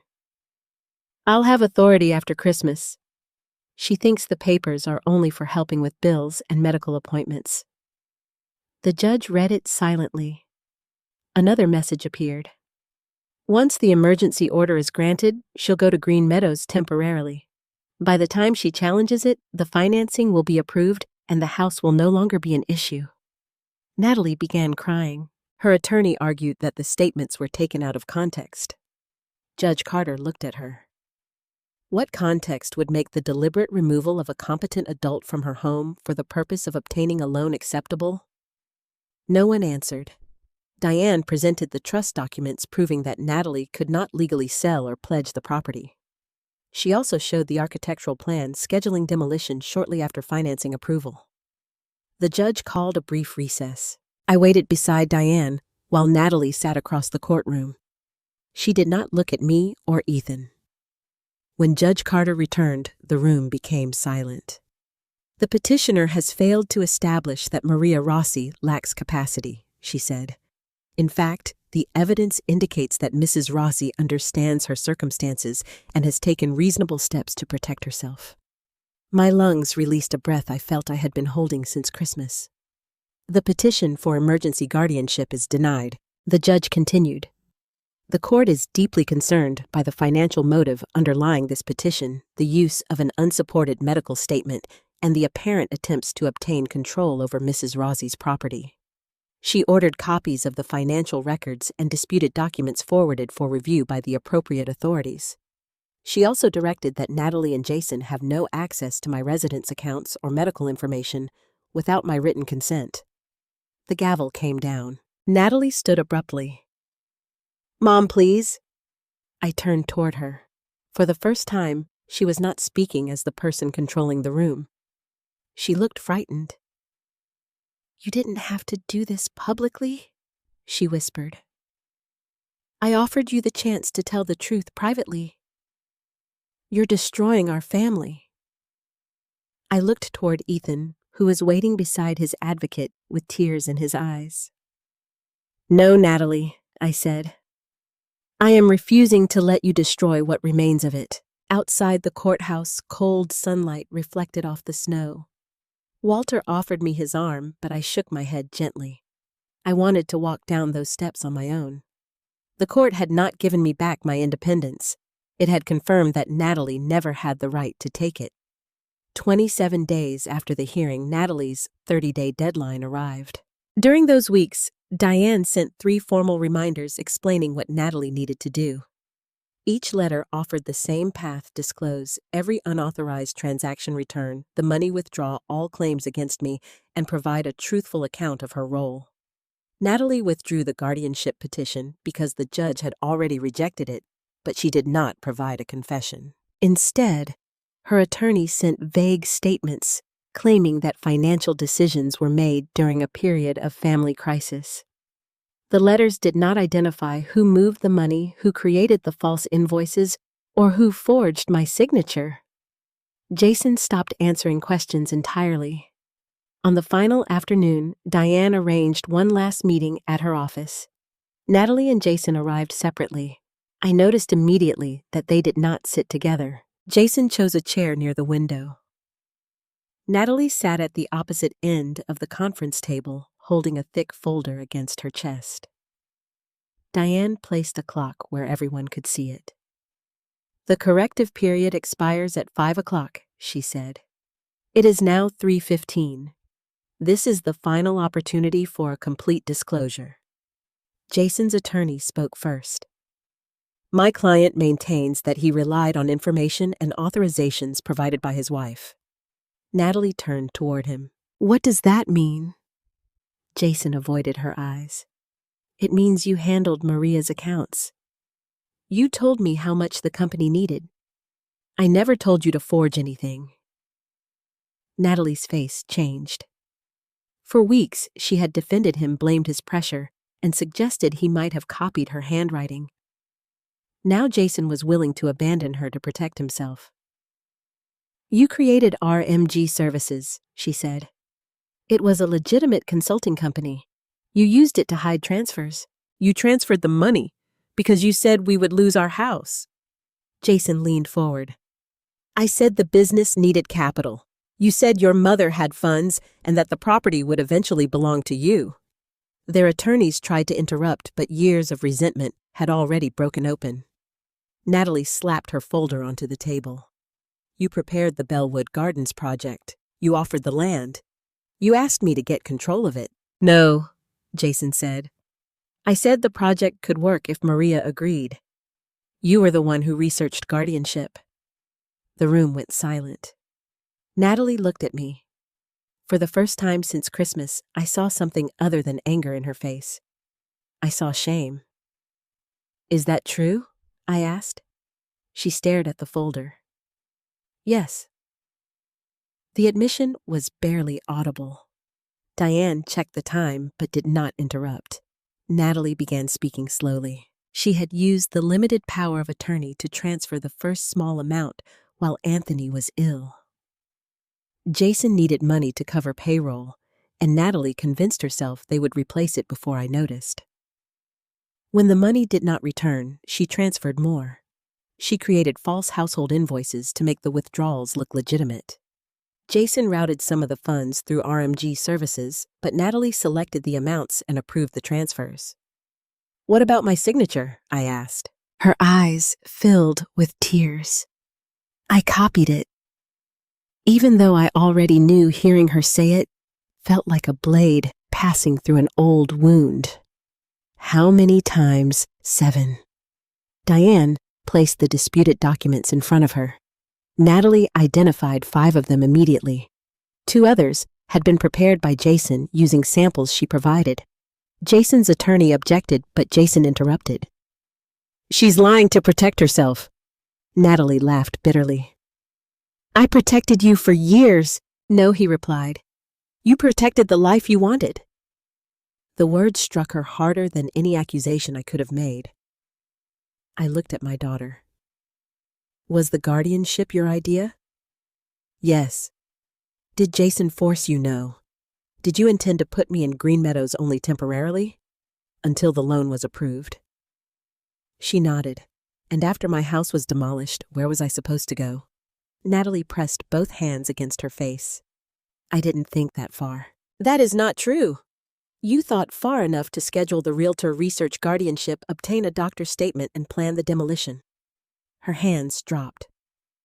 I thought you would adjust. To losing my home, you had the trust. You could have afforded somewhere else. I did not know about the trust. She looked away. That was when I understood the deepest truth. Natalie had spent so long treating my future as something she could rearrange that she no longer recognized the cruelty of her own reasoning. Why, I asked. Not the business, not the loan. Why did taking from me feel acceptable to you? She began crying again, but this time she did not blame Jason. Because Dad always said no. To what? To investing in Jason's company, to helping us buy a larger house, to paying Ethan's private school tuition. Every time we asked, Dad talked about budgets and responsibility. We helped with Ethan's education. You helped in the way you chose, never in the way I needed. I remembered the checks Anthony and I sent, the vacations we paid for, and the emergency mortgage payment we covered when Jason's first project failed. Natalie remembered only the times we refused. I watched other families give their children everything, she continued. Their parents funded businesses, bought houses, paid for vacations. You and Dad had money, but you acted as if helping me would teach the wrong lesson. So you believed we owed you more. I believed I would inherit it eventually. Therefore, taking it early didn't feel like stealing. Her silence answered. Jason's debts had provided urgency, but they had not created Natalie's resentment. For years, she had viewed our savings as money unfairly withheld from her. The clock showed 4:40. Diane slid a disclosure form across the table. If you sign a complete statement, identify every transaction, and agree to restitution before 5, I will submit it for review under the trust's corrective provision. Natalie looked at the form. How much would I still inherit? Diane did not answer. Natalie turned to me. If I sign this, will you promise not to give everything away? No. Her expression hardened. You want me to confess without telling me what I'll receive? I want you to tell the truth because it is the truth. She stared at the pen. 5 minutes passed, then 10. At 4:58, Natalie picked it up. For one hopeful second, I thought she would sign. Instead, she set it down. I need a guarantee. There is no guarantee, I said. Then I'm not doing this. At 5 o'clock, Diane closed the file. The corrective period has expired. Natalie's head lifted. But I admitted what happened. You admitted portions verbally after weeks of denial, Diane said. You did not provide the required disclosure restitution agreement or unconditional acceptance of responsibility. Natalie looked at me in panic. Mom, tell her to extend it. I thought about the little girl who once brought me dandelions and called them golden roses. I still love that child. I even loved the broken, angry woman sitting before me. But love did not require me to erase every consequence. You had 30 days, I said. And in the final minute, you still chose money over truth. You're my mother. Yes, but I am also a person you tried to rob silence and remove from her home. She began to sob. I stood slowly. I hope you change, Natalie. I hope one day we can speak without lies between us. But I will not rescue you from the result of your own decisions. As Diane gathered the trust documents, Jason walked out without waiting for his wife. Natalie remained at the table staring at the unsigned confession. I left the room carrying grief, not triumph. The hardest truth was no longer that my daughter had betrayed me. It was that she had been offered a path back and still believed honesty was worthwhile only if it guaranteed a reward. 3 days after the deadline expired, Diane called me into her office to witness the formal determination of Natalie's inheritance. The trust's independent trustee joined us by video. He reviewed the guardianship petition, bank records, forged documents, emails, courtroom findings, and Natalie's refusal to complete the corrective disclosure. His conclusion was final. Natalie had violated every condition Anthony established for her protection as a beneficiary.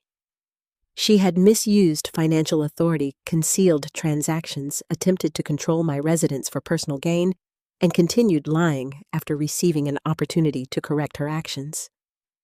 Her right to inherit from the Rossi Family Protection Trust was terminated. I expected to feel relief. Instead, I pictured Natalie at 8 years old, sitting at our kitchen table, while Anthony taught her how to subtract. She became frustrated and threw down her pencil. Anthony picked it up and told her, "A mistake doesn't decide who you are. What you do after the mistake does." She had been given that same lesson again. This time, she walked away from the pencil. "What happens to her portion?" I asked. Diane opened the final section of the trust. Anthony had named a charitable alternative beneficiary. If Natalie became disqualified, the money reserved for her would support safe housing and legal services for widowed women facing financial exploitation. "He created this before he died?" I asked. "Yes, he hoped it would never be necessary." I ran my fingers across Anthony's signature. Even while protecting me, he had imagined other women being pressured by children, relatives, caregivers, or strangers. Women who might not have a hidden key, a careful husband, or an attorney waiting for their call. "How much will go to the program?" "The amount will depend on the trust's value after your lifetime needs are met. But you can begin supporting the mission now if you wish." The decision came easily. "I want to begin now." Diane helped me establish the Rossi Haven Fund as a charitable program within the trust. It would provide emergency legal consultations, temporary housing assistance, financial reviews, and help obtaining independent medical evaluations. For the first time since Christmas, something created by Natalie's betrayal felt capable of producing good. The legal consequences for Natalie and Jason were more complicated. The county prosecutor had received the documents from the guardianship hearing. The bank also opened a fraud investigation. Forged signatures, false invoices, and unauthorized transfers could lead to serious charges. I did not want to pretend nothing happened, but I also did not want revenge to become the purpose of my remaining years. Diane helped negotiate a restitution agreement. Natalie and Jason were required to acknowledge the unauthorized transfers, repay the full amount with documented interest surrender, every copy of my financial and medical records, and cooperate with the investigation. They could not contact my bank's doctor's trustee or realtor. They were also prohibited from entering my property without written permission. As long as they complied, the prosecutor agreed to consider repayment and cooperation before deciding whether to pursue the most serious charges. The agreement did not erase what they had done. It gave them a final opportunity to accept consequences without being protected from them. Jason resisted from the beginning. His company accounts were nearly empty. Several investors withdrew after learning that the Bellwood Gardens project depended on land he did not own. The bank canceled its review of his loan application. Without my property as collateral, the project collapsed. Contractors filed claims for unpaid work. Jason's business partner sued for misrepresentation. The company office closed before spring. The elegant house where Natalie humiliated me at Christmas had been purchased with a large mortgage. To satisfy creditors and begin restitution, Natalie and Jason listed it for sale. The same realtor they intended to send to my house photographed theirs instead. When I saw the listing online, I felt no satisfaction.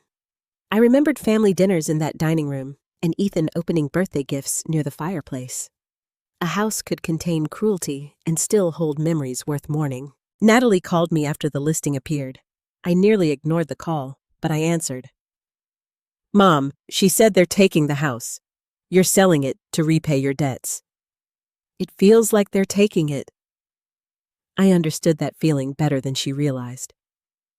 Now you know why I fought to keep mine. Silence followed.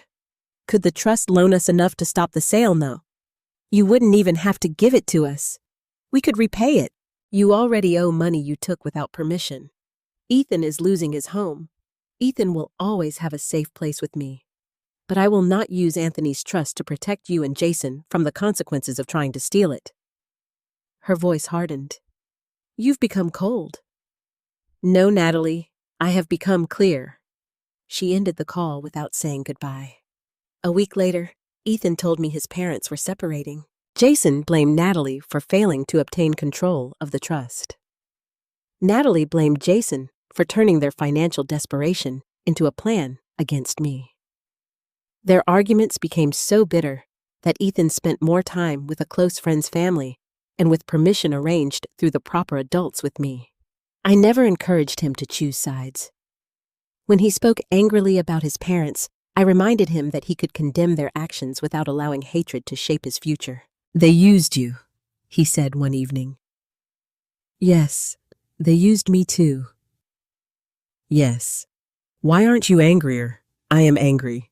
But anger is a visitor, Ethan. If you let it move in permanently, it begins rearranging every room. He looked toward Anthony's study. Grandpa would have said something like that. I smiled. He probably would have used more words. By early summer, Natalie moved into a small apartment and began working full-time as an office administrator. A portion of every paycheck went toward restitution. Jason moved out of state after his company closed, but the agreement still required regular payments and cooperation with investigators. Natalie and I did not speak for several months. I missed her every day. That was the part no one warned me about. Justice did not remove love. It did not erase the urge to call my daughter when I found a recipe she might enjoy or heard a song she loved as a teenager. Some mornings, I stood in her childhood bedroom and wondered whether protecting myself had cost me my only child.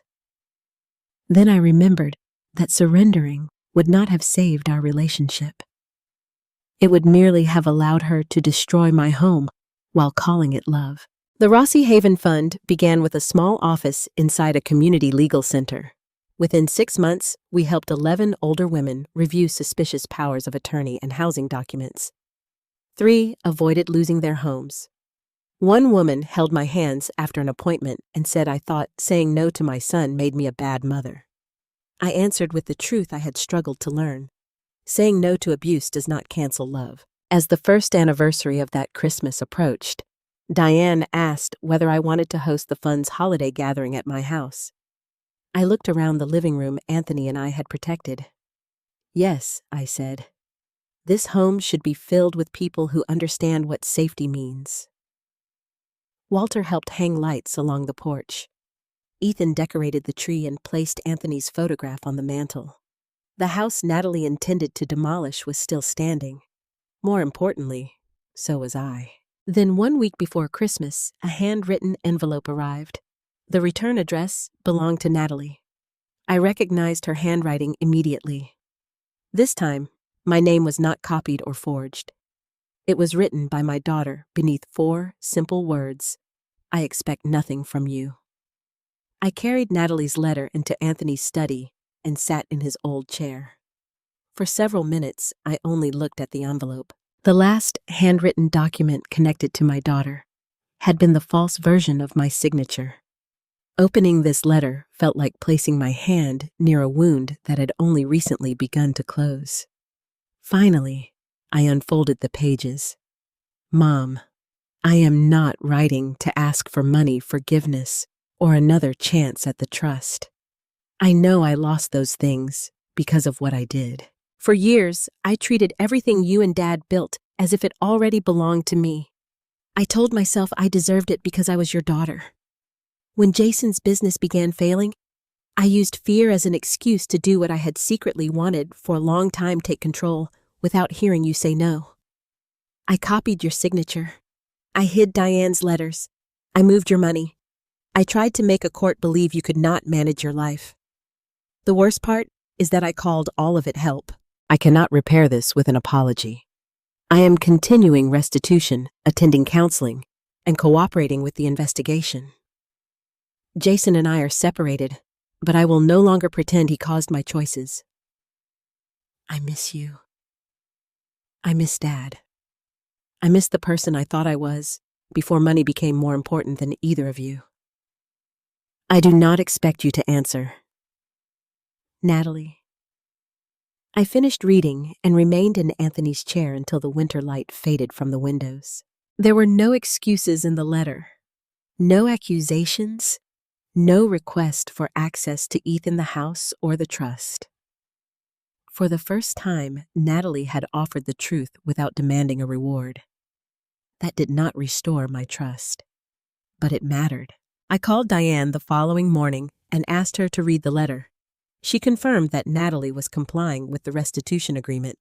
She had maintained steady employment, attended counseling, and provided additional financial records without being forced. Do you want to respond? Diane asked. I don't know. You don't have to decide quickly. That sentence felt like another gift. Before Christmas, everyone had demanded immediate decisions. Sign now. Move now. Trust us now. I had learned that pressure usually served the person applying it. I waited 3 days before writing back. Natalie, I received your letter. I appreciate that you accepted responsibility without asking me to remove the consequences. I am not ready to welcome you back into my home. I am willing to meet you for coffee in a public place after Christmas. If we rebuild anything, it will happen slowly. Honesty will be required, even when it costs you something. Mom. We met in January at a small cafe near the Riverside gazebo where Anthony had proposed to me. Natalie arrived early and chose a table beside the window. She looked different without the expensive coat jewelry and carefully styled confidence she once wore like armor. When she saw me, she stood but did not attempt to hug me. Thank you for coming. I almost didn't. I understand. We ordered coffee and sat in an uncomfortable silence. Natalie did not ask when she could return to my house. She did not complain about restitution or mention the inheritance. Instead, she told me she had found a small apartment near her job. Ethan stayed with her some weekends, though their relationship remained strained. He doesn't trust me, she said. Trust takes time, I know. Do you? She lowered her eyes. I'm beginning to. I asked whether she understood why I would not meet privately. Because I used privacy to manipulate you before, and why I won't give you access to my accounts or medical information because I proved I couldn't be trusted with them. Her answers did not erase the past, but they showed she had begun looking at it without hiding behind her intentions. I still love you, I said.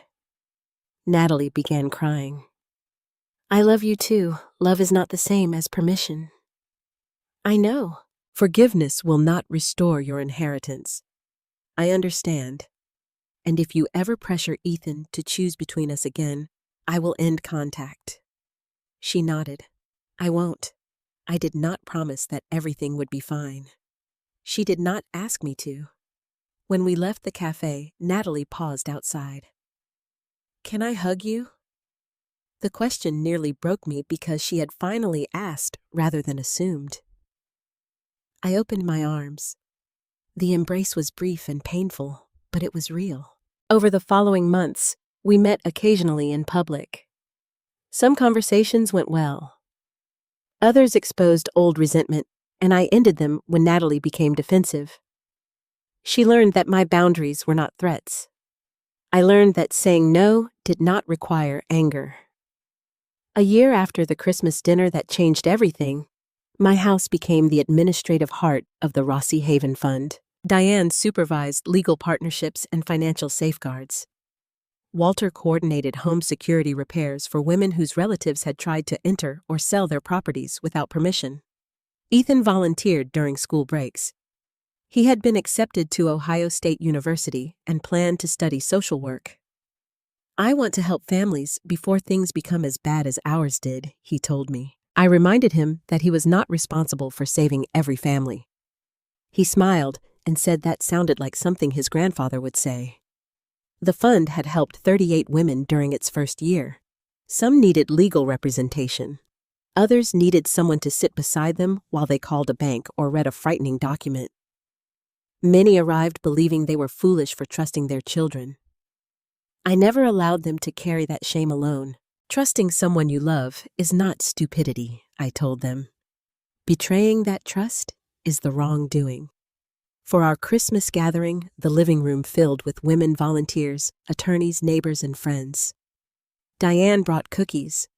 Walter complained that my ladder was unsafe while hanging a wreath he insisted on hanging himself. Ethan placed Anthony's photograph on the mantel.